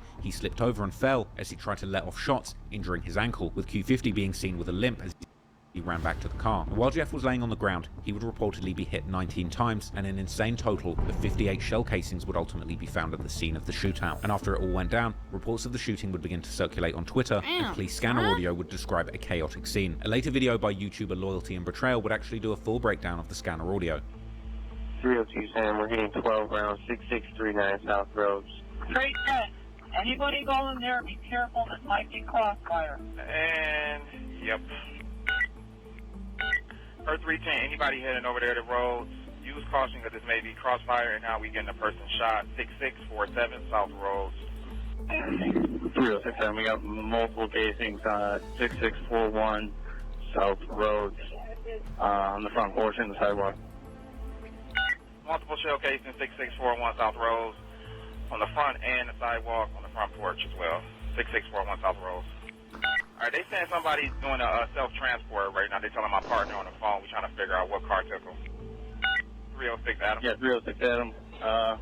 One of the residents at 6641 says they threw a guy in a car and they're on their way to the hospital. I got some blood drops on 6641. Black SUV, Adam Lincoln King, 3937, Wisconsin Place, just dropped off a victim at UFC. They're going northbound on Maryland. It's a black SUV with Wisconsin Place, Adam Lincoln King, 3937, northbound Maryland. For a black SUV, Adam Lincoln King, 3937 with Wisconsin Place, they just dropped off a victim at UFC that was shot. And that vehicle stolen. Footage would later circulate showing the Chicago police combing the crime scene, placing a whole bunch of evidence markers where the many shell casings had been left. But interestingly, at the crime scene, Jeff's body was notably absent. That's because apparently Q50 and the other man seemingly took Jeff's body to the hospital after the shootout, somehow managing to spin the block, coming back, and retrieving Jeff's body from the porch where he died without taking any more bullets themselves. An image would later go around online which seemingly showed Q50 and the other man carrying Jeff's body into the hospital. But it didn't take long for the dust to settle on the actual shooting before the footage of the shooting began circulating on Reddit's Chiracology subreddit, where many were quick to give their perspective on this wild modern day shootout captured on camera, with many suggesting that Jeff and the Bloodhounds had actually underestimated their opposition and ended up outgunned after being overzealous. As one commenter put it, honestly, the video puts it more out of the actual perspective of what it looked like in real life, because cameras only see a certain angle. They actually were only like 20 foot behind him, with the car being like 80 foot at most. They were behind him, he just ran ahead and got overzealous and got blasted for it. Hindsight is 20/20, my G. Granted, they did turn back the minute they realized there was more opposition than they thought, but by that point, they were in a full-blown shootout. Dude in the red got hit, and they were in the middle of the road with only cars for cover. Once they realized they were outgunned and got to the car, is when Jeff got fully overkilled, and the dude in the white saw it all and let the switch off a few times in a futile attempt. No one's fault but Jeff, and he literally got instant karma. For those that knew Lil Jeff and his activities in the streets, they would know what was to come next. The day after his death, on the 9th of June 2024, Jeff's close family members and friends would react to his death with heartbreak, with some saying that they were staring at his picture in disbelief and saying that his brother Jay Boogie is going to lose his mind when he finds out the news. Jeff's dad posted throwback images of Jeff with his half-brothers together with the caption, F the world. Q50 would say that his brother and twin is gone, but he's already done crying and planning to do exactly what Jeff told him to do. Vert would later discuss how Jeff's death affected him in a DJ interview where he seemed a little intoxicated and slurring, explaining that everything was still going on. We saw, I guess, what happened on camera or whatever. Lil Jeff lost his life. How has that affected you, you know, since? That shit ain't gonna, that's brother, it's my twin. You know, I don't feel that shit hurt. It's my brother, you know? Yeah. But it's like, I can't stop. For what? I'm gonna stop for. They want me to be stopped. They want me, you know? Yeah. This shit don't stop. Shit all gonna still go on. Brother gonna live through us, you know? With my brother. I feel with a big face painted on my shorty. You hear me? So I'm on right there. At some point, a vigil and balloon release was held in Jeff's honor, and a day later, on the 10th of June, a Bloodhound member would say that all the ops saluted Jeff for the work he put in on the streets and hinted towards revenge coming soon. And Jeff's dad would even respond on Facebook with an eerie post, saying, "Let it be known, y'all didn't get him, he came trying to get y'all, and what happened happened. But the saga continues, clear the streets." With some in the comments in disbelief that a father would be talking about his son like he was one of his homies in the gang, branding Jeff's father a goofy who actually failed his child. But Jeff's dad wasn't the only person with a connection to Jeff acting tough online. On the 18th of June 2024, a Bloodhound member says that they are the reason that the ops merch it on their friends. Then, on the 22nd of June 2024, Lil Jeff's funeral would take place, and images would circulate on social media showing the flower arrangements and the funeral program, as well as pictures of Jeff in his casket going around online, whilst others shared supposed buttons giving out which called Jeff the Reaper. His girlfriend would seemingly drop the Y in front of his flower arrangement, and a moving tribute would be passed around from the service, which would tell all the details of his life, apart from the most salacious ones. It read, Jeffrey Lamar Harris, affectionately known as Lil Jeff, was born on July the 14th, 2002, at 11 a.m. to Latasha Lucas and Jeffrey Harris in Chicago, Illinois. From the moment he arrived, Jeffrey was a happy, intelligent baby who loved to laugh and bring joy to those around him. Jeffrey began his educational journey at CICS Longwood and graduated from Harold Washington Elementary School. He continued his studies at Kersey Metropolitan High School, graduating in 2020, and later took online classes at Daly College. Basketball was one of Jeffrey's greatest passions, and he spent his summers playing with AAU and dedicated his free time to the court, continuing his basketball career through his junior year of high school. Another favorite pastime was video gaming, where his friends fondly remember his eyes being glued to the screen. Lil Jeff was known for his deep affection and kind-hearted nature. He had a generous spirit, always willing to give his last to someone in need, and his silly side showed through his jokes and funny stories, leaving a lasting impression on anyone who spent time with him. I wonder who would you say this to Q50 and his talent in analyzing and performing music earned him a record deal. His suave sense of style ensured that he was always in the latest fashion and newest shoes.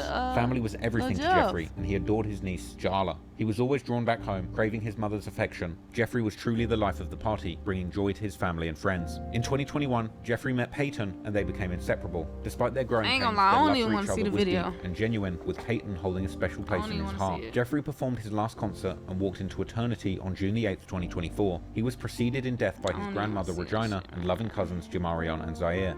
And Jeffrey leaves behind to cherish his memory, his mother Letitia, and his father Jeffrey Sr., his grandmother Sherry, his aunts Tequila, Nikia, Tisha, Alicia, Deneen, his uncle Brandon, his brothers John, Jakari, Tradari, his nieces Aubrey and Jaya, and his girlfriend Peyton, and a host of family, friends, and loved ones. Thank you for attending his last concert. Long live Lil Jeff. But the funeral wouldn't be without drama, however. Apparently, a fight would break out between some women who had been attending the service, with clips circulating online amid rumors that Jeff's girlfriend and his side chick had been involved in an altercation. Whilst Jeff had been laid to rest, the beef was far from over, and disrespect would still fly from surviving members. The apparently made a mural for Jeff, with 8-Tray Mob members recording themselves destroying it, followed by reports that 2 men from 8-Tray Mob were shot in retaliation within 3 hours. But despite Lil Jeff no longer being a threat on the streets, his music would continue bringing his murderous energy to the streets of Chicago, even after life.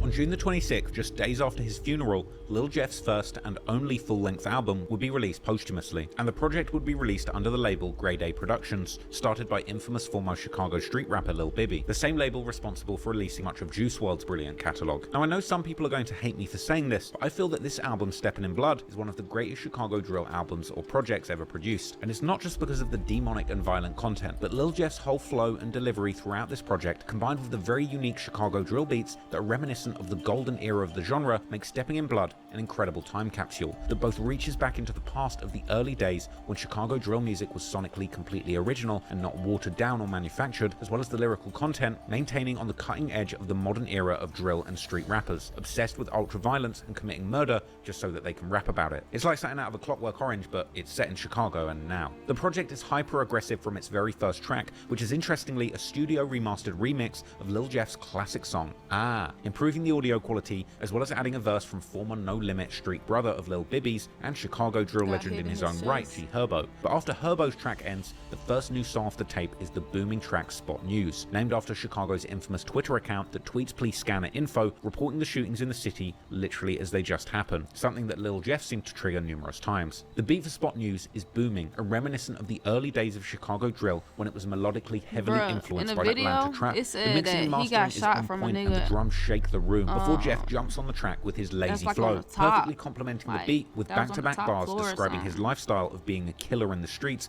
with an effortless but impactful delivery. You can almost smell the pills on his breath. And the way Jeff raps about violence in this song make it seem like it's completely casual and he's fully unbothered, which perfectly captures his personality in the streets. Killing and rapping about it was just a normal day at the office to Lil Jeff at this point in his life. He raps about seeing ops, immediately pulling down his mask and jumping out the car, something we saw him literally do on the day he died, and rapping about putting people's faces on the news and the shootings he was responsible for being posted on Spot News. He seemingly refers to having got revenge for Z Money's death and saying the get back isn't a big deal, and he's got bars about stealing the very same watches that he wore in his early music videos. He would appear to refer to the murders of Monty and Lil Rob numerous times on the song, rapping that he does things twice and rapping how 2 people died on one hit. Jeff's laid-back delivery sees him float through the track with finesse, and if you weren't paying attention, you might not realize that every single bar is painting a vivid and violent picture of his life as a demon in the streets of Chicago. The next song on the tape, Lost My Gun, takes on a completely different vibe sonically, as this beat has a much more ambient and creepy melody that makes you feel like you're creeping up in the dark to surprise your op from behind rather than jumping out of the car blasting them in the face. Jeff starts the track with a hook that's just as haunting, rapping, "Damn, I don't think you know how it feels, jumping out with a chopper like you with the Navy SEALs, waking up early morning like it's time to go kill." We know that Jeff was really doing these things, like and it's true. I really don't know what it feels like to live that life. But over the course of the song,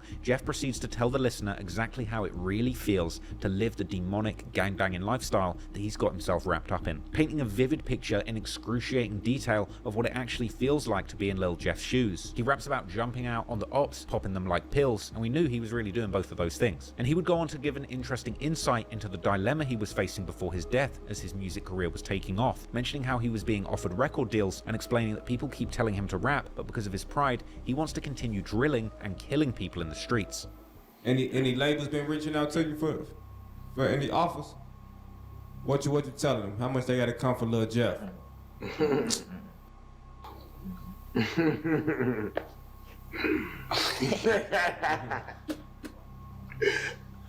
They know. I be telling them. They know. I talk to them and tell them.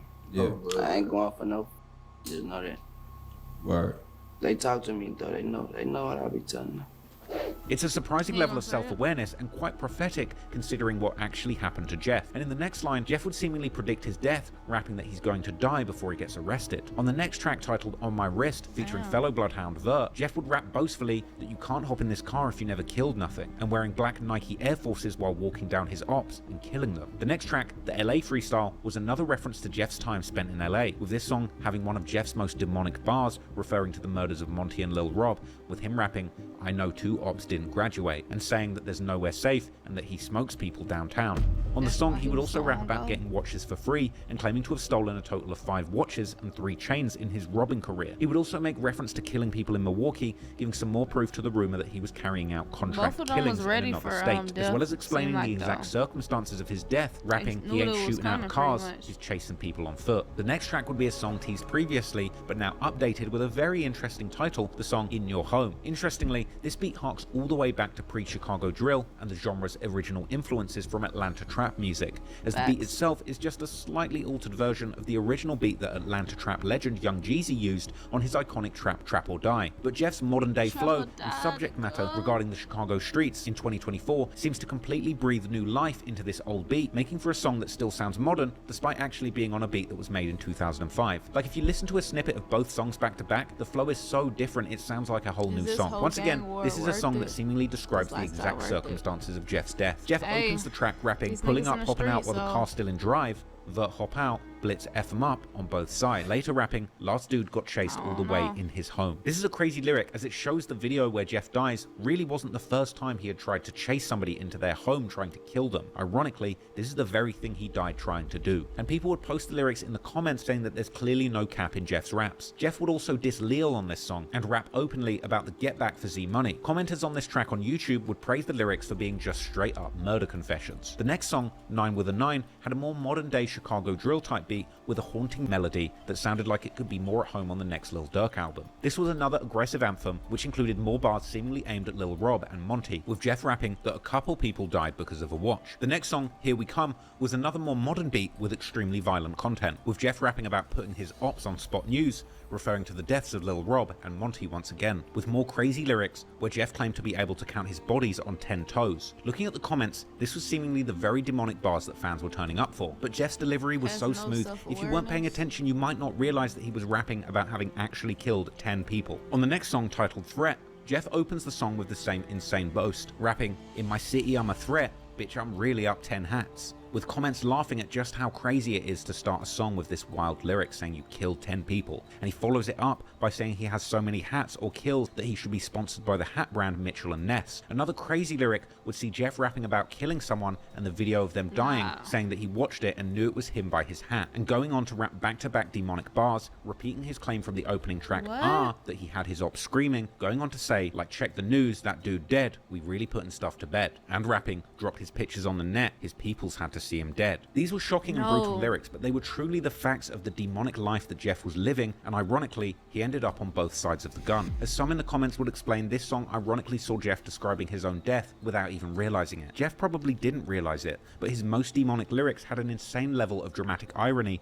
as he personally lived the life he rapped about and ended up falling victim to it in the very same way. Some people called this the best song on the album. Another person left an interesting comment praising Jeff's content, saying, bro made some real posthumous music, especially considering the circumstance. It's the same story, and the guy screwed up letting him front head of a drill. He should have stayed out of Chicago. Bro would have been big. The music just hits different knowing who dude really was. This stuff's the definition of hard. Let's be honest. Dude was really what Tupac rapped about and pretended to be, while others praised the production of the song. But the next track, Bill Russell, had even more lyrics that saw Jeff describing how he lived, and ironically, how he died at the same time. Rapping if somebody runs up on them, he's going to hit them in the face. And again, describing his own death without realizing it in the next bar, rapping, don't run because we chasing dudes. He would brag about having 10 kills again, and the penultimate track, Should Have Saw It, is probably my favorite song on the album apart from The beat is a booming, high-energy instrumental that transcends Chicago drill and would actually be a club banger if the lyrics weren't so damn violent. And in the bars, Jeff goes back-to-back with aggressive lyrics and a relentless flow, delivering line after line about his real life as a killer in Chicago, with interesting details we hadn't heard before, like one bar where he claimed his mother saw him shooting a Draco outside of his home, and more bars that seem to describe his death, like, chasing somebody but not being able to make it far. Other bars mocked his ops for clumsily slipping over on drills, which is ironically exactly what his friend Q50 did in the footage of the shooting where Jeff lost his life. And a bar that's so eerily similar to how Jeff died, it feels like he wrote it from after death, rapping,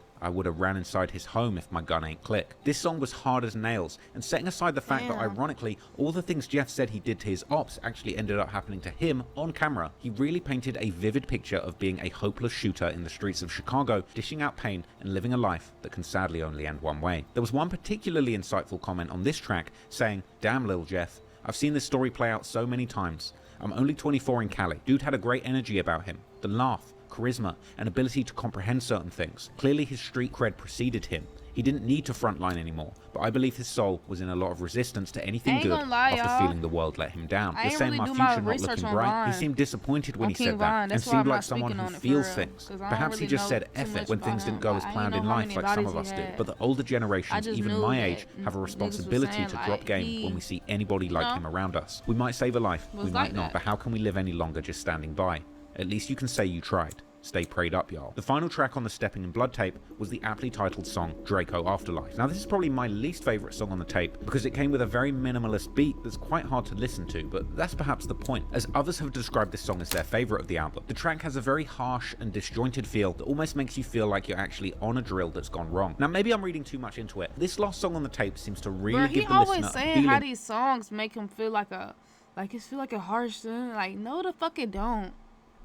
Like, them songs make you feel like of peril when a drill goes left. From the opening bar, Jeff describes catching an op and sitting them down on the floor so they can't get up no more. And ops thinking that they're tall and getting knocked down, as well as shooting ops when they go out of bounds, and saying that his ops can't catch him lacking, as well as saying that he hops out blowing and he makes his ops duck. That every time he sees an op, he jumps out shooting. And one eerie bar seems to describe how things went left for Jeff on that day. As he raps, he'll turn your smile right into a frown. And ending the song with the haunting bar, I hate my ops so effing bad, I'ma try and kill their in the next life after, and speaking on the outro, saying that he'll still be shooting his Draco in the afterlife. Now this is where the YouTube version of the song ends, but on the Spotify version, the track continues to run with the beat just looping for another 2 minutes without Jeff rapping again. Now I'm not sure if this is a mistake or intentional, but to me it really works, and this haunting beat looping with silence from Jeff for an entire 2 minutes really brings you back to what it felt like was the theme of the song, with it representing the vibe of a drill gone wrong, and then the absence of Jeff for an entire 2 minutes at the end of the track, and with that last bar saying that he'll still be shooting the Draco in the afterlife just makes me feel like this is what the song is communicating. The aggressive and disjointed beat just keeps on banging away relentlessly for 2 minutes, like Jeff is in the afterlife shooting bullet after bullet at the same ops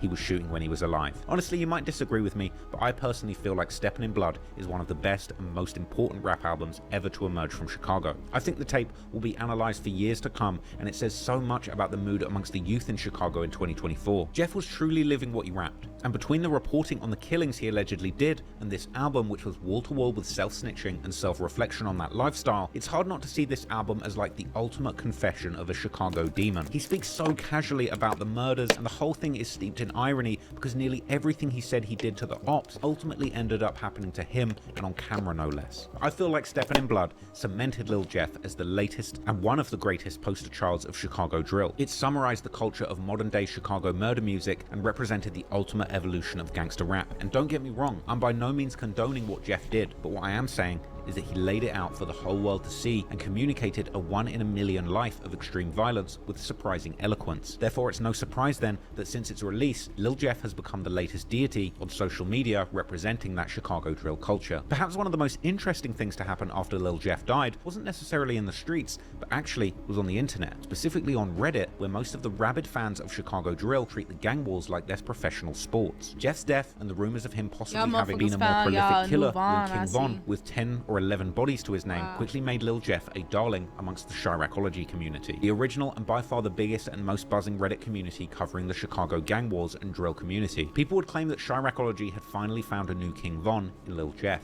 as comments would say the sub was now in shambles after the death of their #1 draft pick prospect in the 2024 gang wars, and that people had only got interested in him now that he was no longer here. One post would pop up 4 days after Lil Jeff's death with a montage of his happy moments and a caption reading, "I literally have no idea why Lil Jeff's death hit so hard. Like, I can't even explain it. Dude's personality was just top tier. I wanted this dude to just make it and leave the BS alone. Looking at his parents, he didn't even have a chance at life from the start. R.I.P. Jeff Hardy, Jeff Dahmer." After that, speculation would begin as a rumor spread from Street News TV saying that Jeff was actually wanted for the double murder when he lost his life, and posts praising Jeff saying a desire to avenge him could pull someone out of a coma would go viral in Chiracology too. However, despite Jeff becoming a huge topic for debate in the Chiracology subreddit, for some, they would need to take it a step further, and soon a whole new community dedicated solely to Lil Jeff alone would emerge with the name r/Lil Jeffology. Interestingly, the Lil Jeff subreddit actually was created 2 days after Lil Jeff's death on the 10th of June 2024, with the first post actually being simply a text post with his name, but soon more tributes began appearing on the barely populated message board, with the first reading, "Long live Big Bleed, they couldn't take you," and the next reading, "Long live Jeff Hardy." However, it wasn't all love, as Jeff's internet ops would begin commenting, mocking him for getting shot so many times on the ground. But that didn't stop the obsessive fans continuing to show love. Another post reading, "Bleeding for life, long live Mr. Take Your J," and soon fans would begin to take the glazing to comical levels, to the point where it would seemingly become a joke to declare your intense love for Lil Jeff. One poster shared saying that they had a hard time sleeping last night and that they felt Lil Jeff would have made King Von proud, and commenters would explain how they felt the same and they couldn't believe the people who were trashing Jeff before his death were now becoming fans. Others said they'd woken up since Jeff's death, wishing it was a dream, while some commented that they had to smoke to numb the pain and that they had nearly thrown up when they heard the news. The next post would claim that Jeff left bloody footprints all across Chicago and Milwaukee and claimed that he'd be remembered forever for his actions in the streets, with fans in the comments beginning to debate on their favorite Lil Jeff songs and verses. And this is where the post began to get truly bizarre and ridiculous. Another post would then emerge titled 24 Hours Without Lil Jeff, where the original poster complained that they've suffered depression and sleepless nights because of Jeff's passing, claiming that his lyrics were like therapy to him and that he felt a deep personal connection to Jeff despite his 11 bodies and personal flaws. Now Jeff had died, he claimed there was a void to fill in his heart that he couldn't fill, and he praised the Lil Jeffology subreddit as a place where he could grieve Jeff in solidarity with other fans. But not all the comments took this seriously, and I wouldn't either, but many others praised the sentiment and made comments bigging up Jeff for his violent crimes and paying homage to his hat emojis representing kills. Others would comment absurd nicknames for Jeff, saying things like "Long live Mr. Too Slimy," aka Big Bleed, aka Jeff Hardy, aka Mr. I would have ran inside his home if my gun ain't click, aka Hefe, with his haters even clapping back in the comments to those and mocking Jeff for how he went out, saying aka Mr. I got my S pushed back and lit up 15 times because I thought they stopped making guns when they made mine. Others made more sensible comments that seemed to have truly taken the pulse of the drill community at the time, with one person saying the replies to this weird comment are even weirder. You followed Lil Jeff because of his bodies. Standing a crackhead serial killer ain't it, fam. You're disciples of death, and you need Jesus. Lil Death will be forgotten by next month. However, Lil Jeff was not forgotten next month, and every day that went by, his legend would only get bigger. People refer to Lil Jeff as J-Roy in honor of King Von's nickname V-Roy that he got from his best friend and prolific O-Block shooter, T-Roy. People posted Jeff's lyrics saying V-Roy would have been proud of J-Roy, aka Jeffrey Dahmer. People vowed to snort perks in Jeff's honor. Some said they were so devastated by the loss of Jeff, they were ready to pass on themselves and claiming that they had even dreamed of Jeff drilling them. Some compared Jeff to Michael Jackson and Tupac Shakur, marking the milestone of it being exactly 1 week since Jeff lost his life. And another saying things haven't gotten easier after a whole week,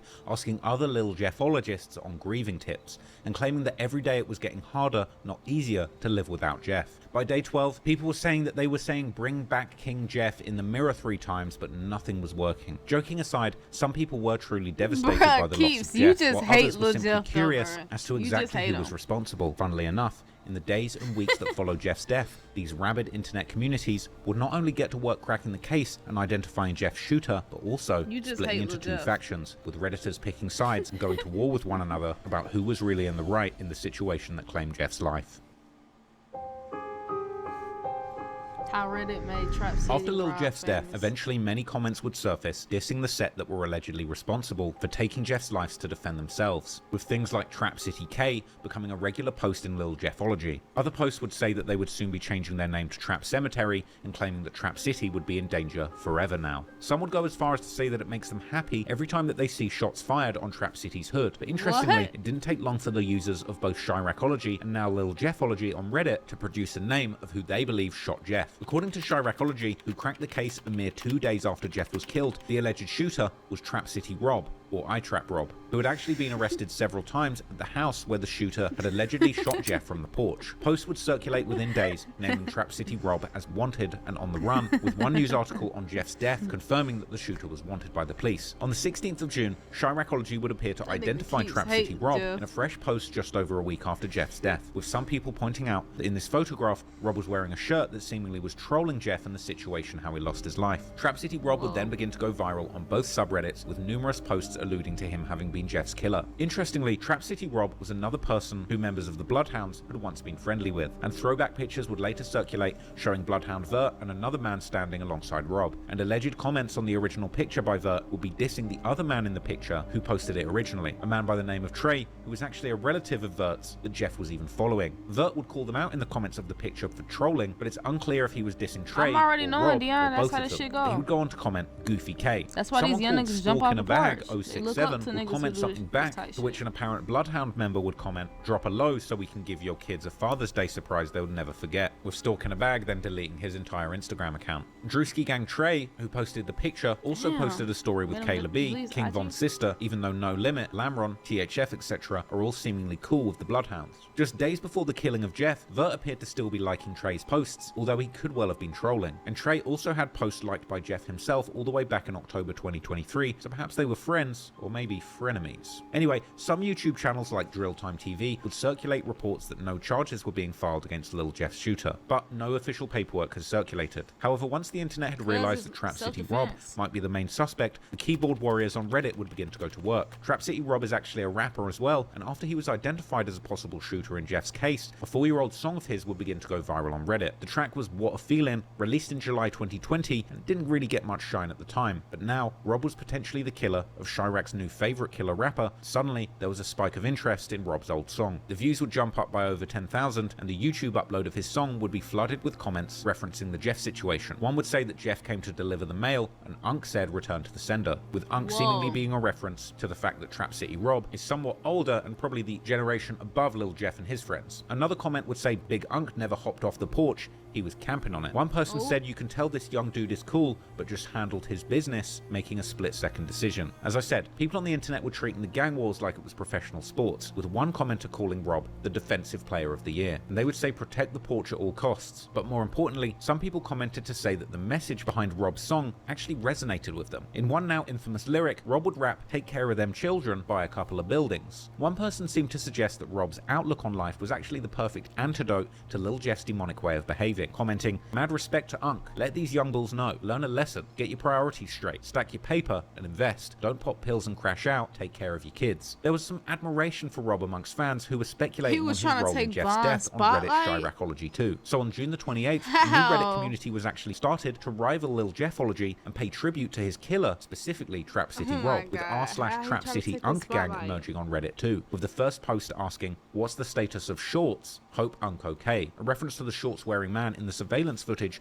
who Jeff had been trying to kill at first before he lost his life. Someone would comment suggesting that Shorts didn't get hit at all because his speed stats were maxed out, and calling him Flash Unc, saying that he outrun all of Jeff's bullets. From here, people would begin posting messages of support for Rob and Unc Gang, with one post saying, "When the bloody hounds start misbehaving, call Team Unc." Other posts said, "Protect Unc at all costs," with people commenting, "Protect Rob like he protected that porch." Members begun referring to themselves as PDN, or Porch Defender Nation. People would be posting a list of Unc's accomplishments in 2024 so far, saying that he's got fans worldwide, his ops are neutralized, his porch is protected, and making reference to his lyrics. But things were actually a little deeper than just Lil Jeff haters showering respect on his alleged killer. The next post asked the followers, "Why did you join Unc Gang?" with the comments responding being surprisingly insightful. One person said the predictable, "Well, Unc stood on business, gotta give him his flowers." Another person said, "I'm actually in Unc's age range, so I respect a man who does his job and does it well." Whilst one commenter explained, "Who else gonna hand out a lifetime of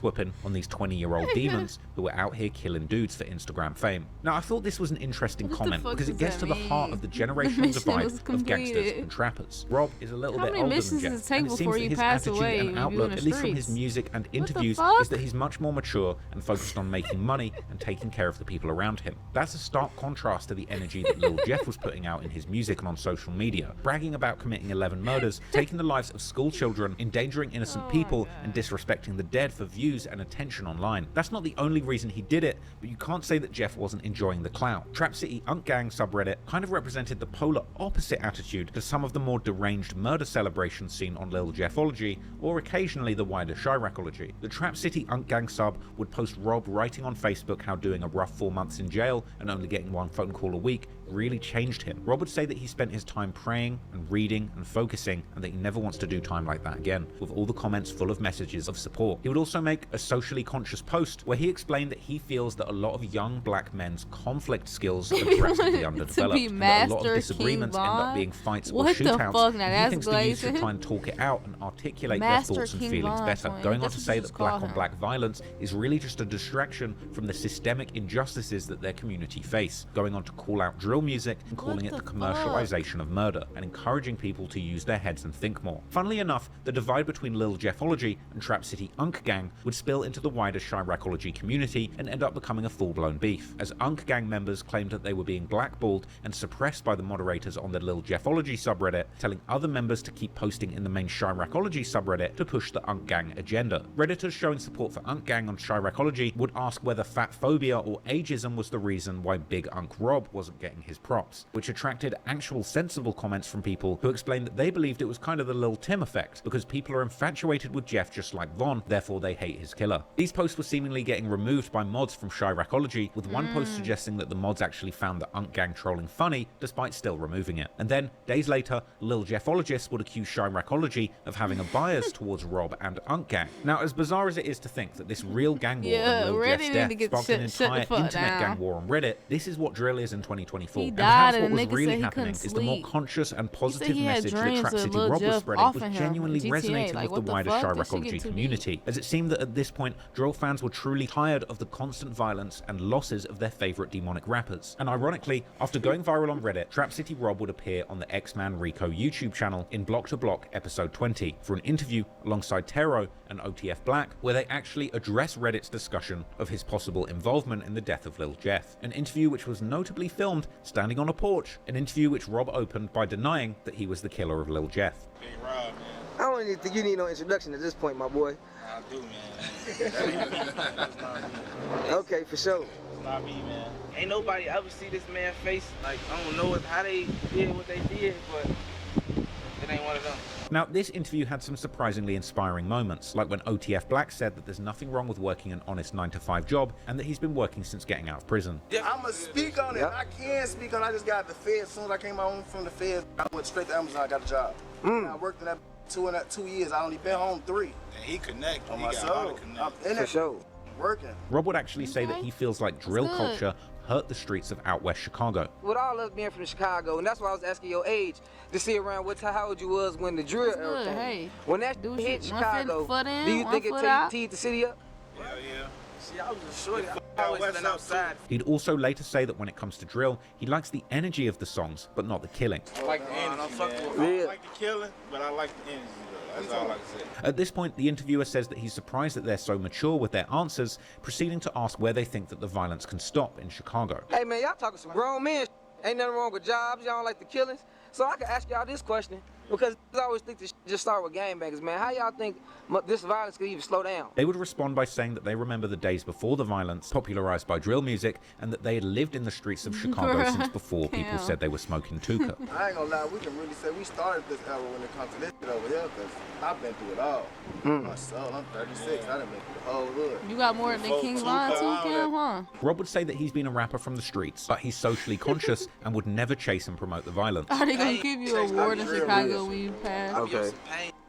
18 or something? I'm in my environment, but I understand the overall. You know what I'm saying? Rob would later say in part 2 that he feels Thugs. black men in America struggle with emotional intelligence and mental health issues due to the Here trauma go of the another streets. wannabe And something I've been black noticing, bro, a lot of got different issues with themselves that they think is normal because we didn't grow up with it. Like PTSD, anxiety, anger issues. Listen, man, the black man is very underdeveloped and undereducated in America, bro. Ooh, not me? No, just listen, bro. When it comes to emotional intelligence, reasoning and shit, people getting shot over shoes and shit, that's not being emotionally intelligent. This traumatizing though, bro. This shit you deal with, this shit you choose to deal with. This is life we put Niggas need to ourselves get this in. shit Rob right would mentally. elaborate, Get out saying the that he's fucking conscious streets. to the plot against his Simple. people through violent drill music, and that he doesn't plan to fall victim to Anger it. issues A and lot against shit. us, bro. We falling into it, but I'm not gonna fall victim though. You know? Pride. That was strong. Like, That was. Man, Rob talking that grown man. Man, Rob, bro. Black and Tero would then bring up the post from That Shrine nigga start Recology saying, where "We people in Trap City uneducated," and Gang they like, subreddit "Who? suggested Nigga, that I'm Rob should run smart. for president, creating a meme that put his face on the iconic picture of Malcolm X, with them breaking into laughter and finally acknowledging that they do indeed read the content posted in the Trap City Gang subreddit, and with Rob going on to say that he's now getting recognized in public. what they say they got him at the mountain. Yeah, y'all seen that what's picture? up? Hey, they crazy on Reddit, folks. He say protect the trap at all costs. Keeps, how long is the Young Boy video? You gotta go Like down this. Reddit and just type in I Trap Rob. My kids like this is crazy, gang. Everywhere I go, like, oh damn, I can't even go nowhere. Man, I see how this on Reddit be crazy. Now, the interviewer would ask him what he thinks of his newfound fame, and what he thought of being named Defensive Player of the Year by Reddit, with a noticeable cut in the video, meaning Rob probably said something that initially he regretted. But ultimately, what was left in the video saw him go on to explain that he didn't chase the clout and that he doesn't like Redditors. They say he the Defensive Player of the Year, folks. But on some serious shit. Nah, it ain't like that. It ain't that. But is that something you could talk about in club? Since I see, because you got a whole. You keep trying to go fed. I don't even like it, so I don't even know. Internet crazy, so. OTF Black would say that Reddit likes to put bodies on people and that they once put one on him, seemingly a reference Man, to that an nigga IG asking story that everything Black for had the posted Reddit. some He time won't ago behind the telling people pages. if they want their respect, they should get their bodies up, with commenters on Reddit saying this was self-snitching and speculating that he may have been referring to his involvement in the FBG cash murder, with Black essentially denying this in this interview. Internet definitely put a body on you. They put one on me. Yeah? That's what blew me up. Oh, damn. Oh, damn. Same platform, Reddit, DJU, all Yeah, they got you on Reddit. Teed up. There was one crazy moment where Rob was asked if he's on Reddit reading stuff about himself, with Rob just King calmly Von nodding and graduated smiling. being a YN Do you be drilling. going on there reading it about yourself? Rob would go on to seemingly reference a post from the Reddit, which was an image 4 from hours is Google Street View crazy. of the house that looked like where this all dang. happened, with the title Gonna have Unk to watch Manor, that with next Rob round. actually revealing in the interview that this was really his grandmother's house and that he's worried it made her a target. That is my grandma's house, though. Y'all in danger after everything? Y'all names being put out there like that? This hood? Like that house, you said that's your grandma's house. That's plastered all over the internet, bro. People looking that address up, riding past it. Look, I see that shit on Reddit. That's real shit, though.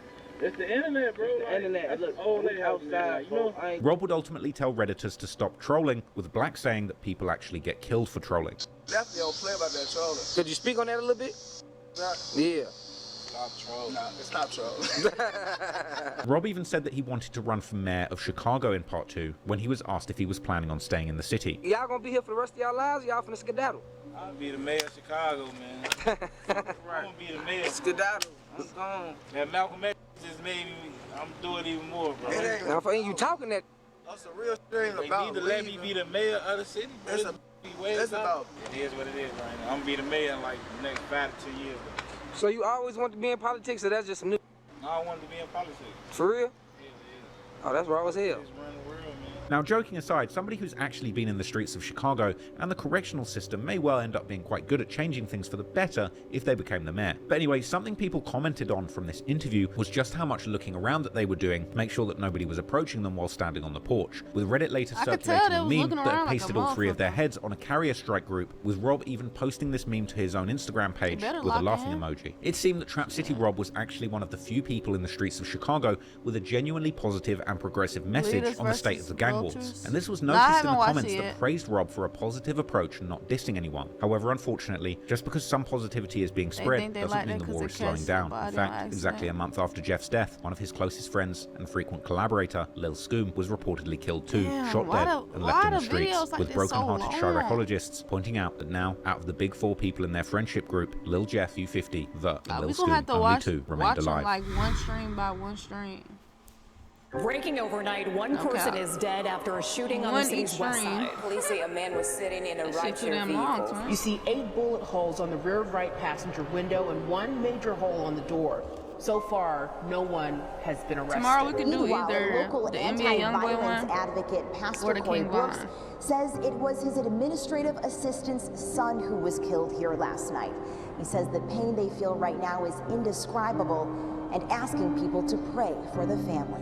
Teens made it only steps away from the front door of their school.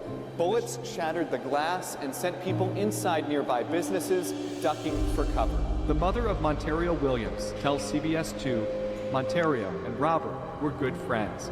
Montario was looking to graduate and hoping to attend a trade school. His mom thinks he may have gotten into carpentry.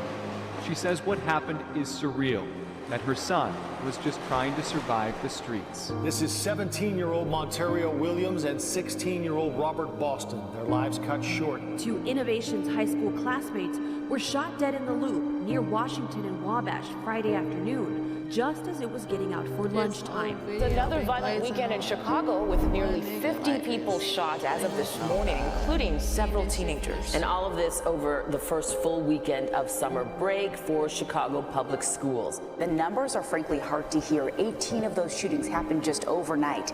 49 people shot, 9 of them dead, and of those 49, we now know 8 of them are under the age of 18. Mayor calling on more help, he says, from the federal government in terms of funding, but also making a plea to the community to turn perpetrators in so they can be held accountable. We need to do things differently. This is terrible. This is unacceptable. But then the same thing keeps happening. So there is no magic potion to cure violence in the city of Chicago.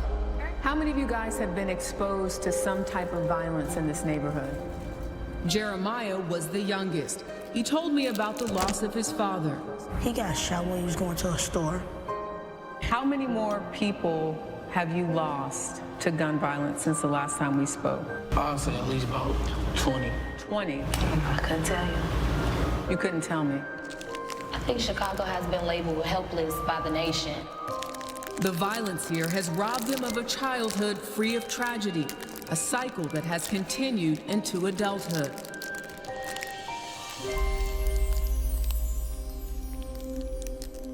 Man, it's fake off-brand ass Twix.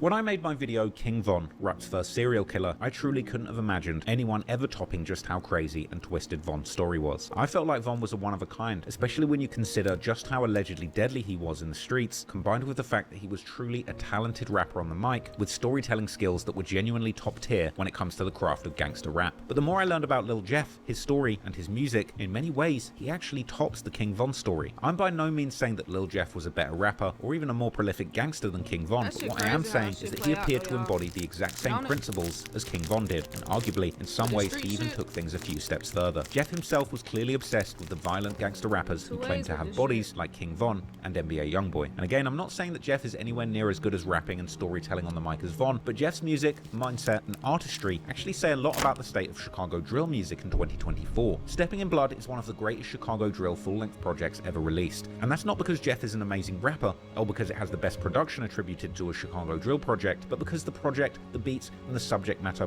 perfectly encapsulate exactly what's going on in the minds of Chicago's youth in 2024. Set aside the fact that Jeff killed people, he experimented with drill music and created something totally unique. He took the leaned-out rap style of later Chief Keef and brought it into the modern era. He combined the wavy and lazy flows of a mumble rapper with the demonic and gritty content and real true crime backstory of someone like King Von. Jeff is like the mumble rap King Von, the Zan Von if you will. He paints a dark picture of the life he's living as a killer in Chicago at this point in his life. He explains the mindset of him and his crew, sliding every day, desperate to kill their enemies, take their watches, and mock them mercilessly for the whole world to see. Jeff celebrates real-life murders and violence with the same kind of glee a teenage Fortnite player would exhibit after killing their opponent and doing an emote over their body in the game. When I first heard Jeff's song Ah and heard him rap, he was screaming ah when he got hit, followed by the ad-lib of him doing the impression of those screams, ah. It actually made me laugh. That was before I learned the story and understood that he was doing a real impression of the dying screams of somebody whose life that he took before they even had a chance to turn 18. That's far from funny, but it truly is the attitude of the modern day streets in Chicago. It feels like once upon a time, young people in the rap scene dreamed of getting rich, but now it seems they simply dream of taking a life and getting away with it. Just like Von did, Jeff's music captures the darkest moods of the youth in the streets of Chicago and all over the world today. Everybody wants get back and revenge, much more than they want money or a long, successful, and healthy life. And for some, it really seems like the name of the game is just killing as many people as they can and knowing that their time to go won't be much further away. The first video of Jeff's to pass 1 million views was with this milestone being achieved ironically 16 days after his death. And the story of Jeff is really a cautionary tale. Even though it's completely wrong and immoral, even if you do respect somebody who has killed as many as 11 people, Jeff's story ended in a completely predictable way. No one was surprised that the supposed demon who claimed to have had 10 or 11 hats lost his life trying to take the life of another person. For the same reason I called King Von a serial killer, it's pretty easy to say that Jeff fits the very same criteria that the FBI lists to make you a serial killer. He seems to have killed more than 2 people in different places with more than a month apart. It sounds like he got a lot of personal gratification out of committing those murders. He seemed to have a pattern of behavior, and he left clues for the whole world to try and decipher in his music and on his social media posts. Beyond the many lyrics claiming to have a high body count, he left cryptic clues all over the place, like his Instagram captions using emojis to depict 10 different hats, each one giving a clue as to exactly who it was he was saying he killed. Analyzing these emojis deeper seems perhaps like a silly pursuit, knowing how prone Jeff was to trolling and how aware he was about his growing infamy amongst the Chicago drill fans, and how he was willing to further increase it with his antics online. But still, as I previously mentioned, the 2 graduation caps seem like an obvious reference to Monty and Lil Rob. Then there's the woman's hat emoji, which was changed to the princess emoji, which could possibly be referencing D-Money, while either the crown or the so-called rescue worker's hat likely being a reference to Lil Deuce. And continuing the list towards the beginning, the so-called top hat emoji could literally mean his top hat, meaning his most valuable or favorite kill, with that likely being Leil, who would have been Jeff's revenge for the murder of his beloved cousin Z-Money. Or it could be a reference to the Vice Lords, who are known to have used that top hat as part of their symbolism. Or it could have been any number of things for that matter. The so-called military helmet emoji, on the other hand, might well be the most interesting one in that post, given particularly the rumors that Jeff had been doing contract killings all the way out in Milwaukee, with this emoji perhaps rather perfectly capturing the idea of Jeff doing a kill as simply a hired gun or professional soldier. Then there's the 3 blue caps at the start, also known as the build cap emoji,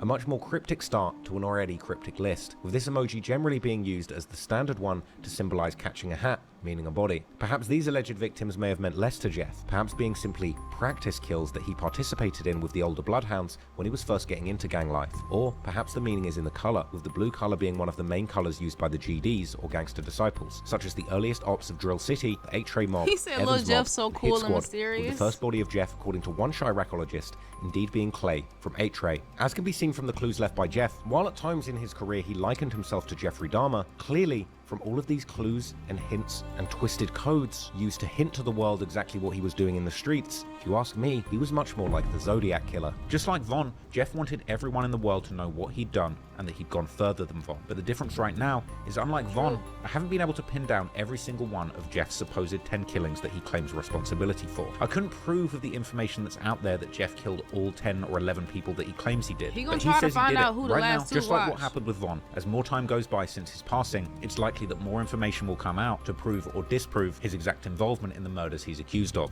By the end of his life, Jeff was claiming he'd killed 11 people. I personally feel like I've only seen conclusive proof of about 3 murders. But at the end of the day, Jeff dropped lyric after lyric about stalking his enemies, chasing them down, and even running in their homes to try and kill them. And from the surveillance footage that we saw when he passed away, it seemed like Jeff was really doing everything he rapped about. So even though we've only really been able to prove a few of these murders, at the end of the day, Jeff was rapping that he'd really killed 11 people. And you know what? I think I believe him. Love. Appreciate you for tuning in. You wearing the hell out of that house coat? It's a blanket, twin. Alright, y'all. That's the end of the video. W video, y'all. We made it all the way through. All the way through this video. Whoever requested this, I'm a W. Like, I'm a W man. Keep it a bean. I'm a W. We watched it all the way through, chat. I appreciate y'all for tuning in. And don't forget to hit that subscribe button and smash that like button. Let me know your thoughts on it and everything in the comments, y'all.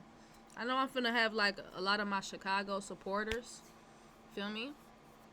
Let me know what's going on with everything.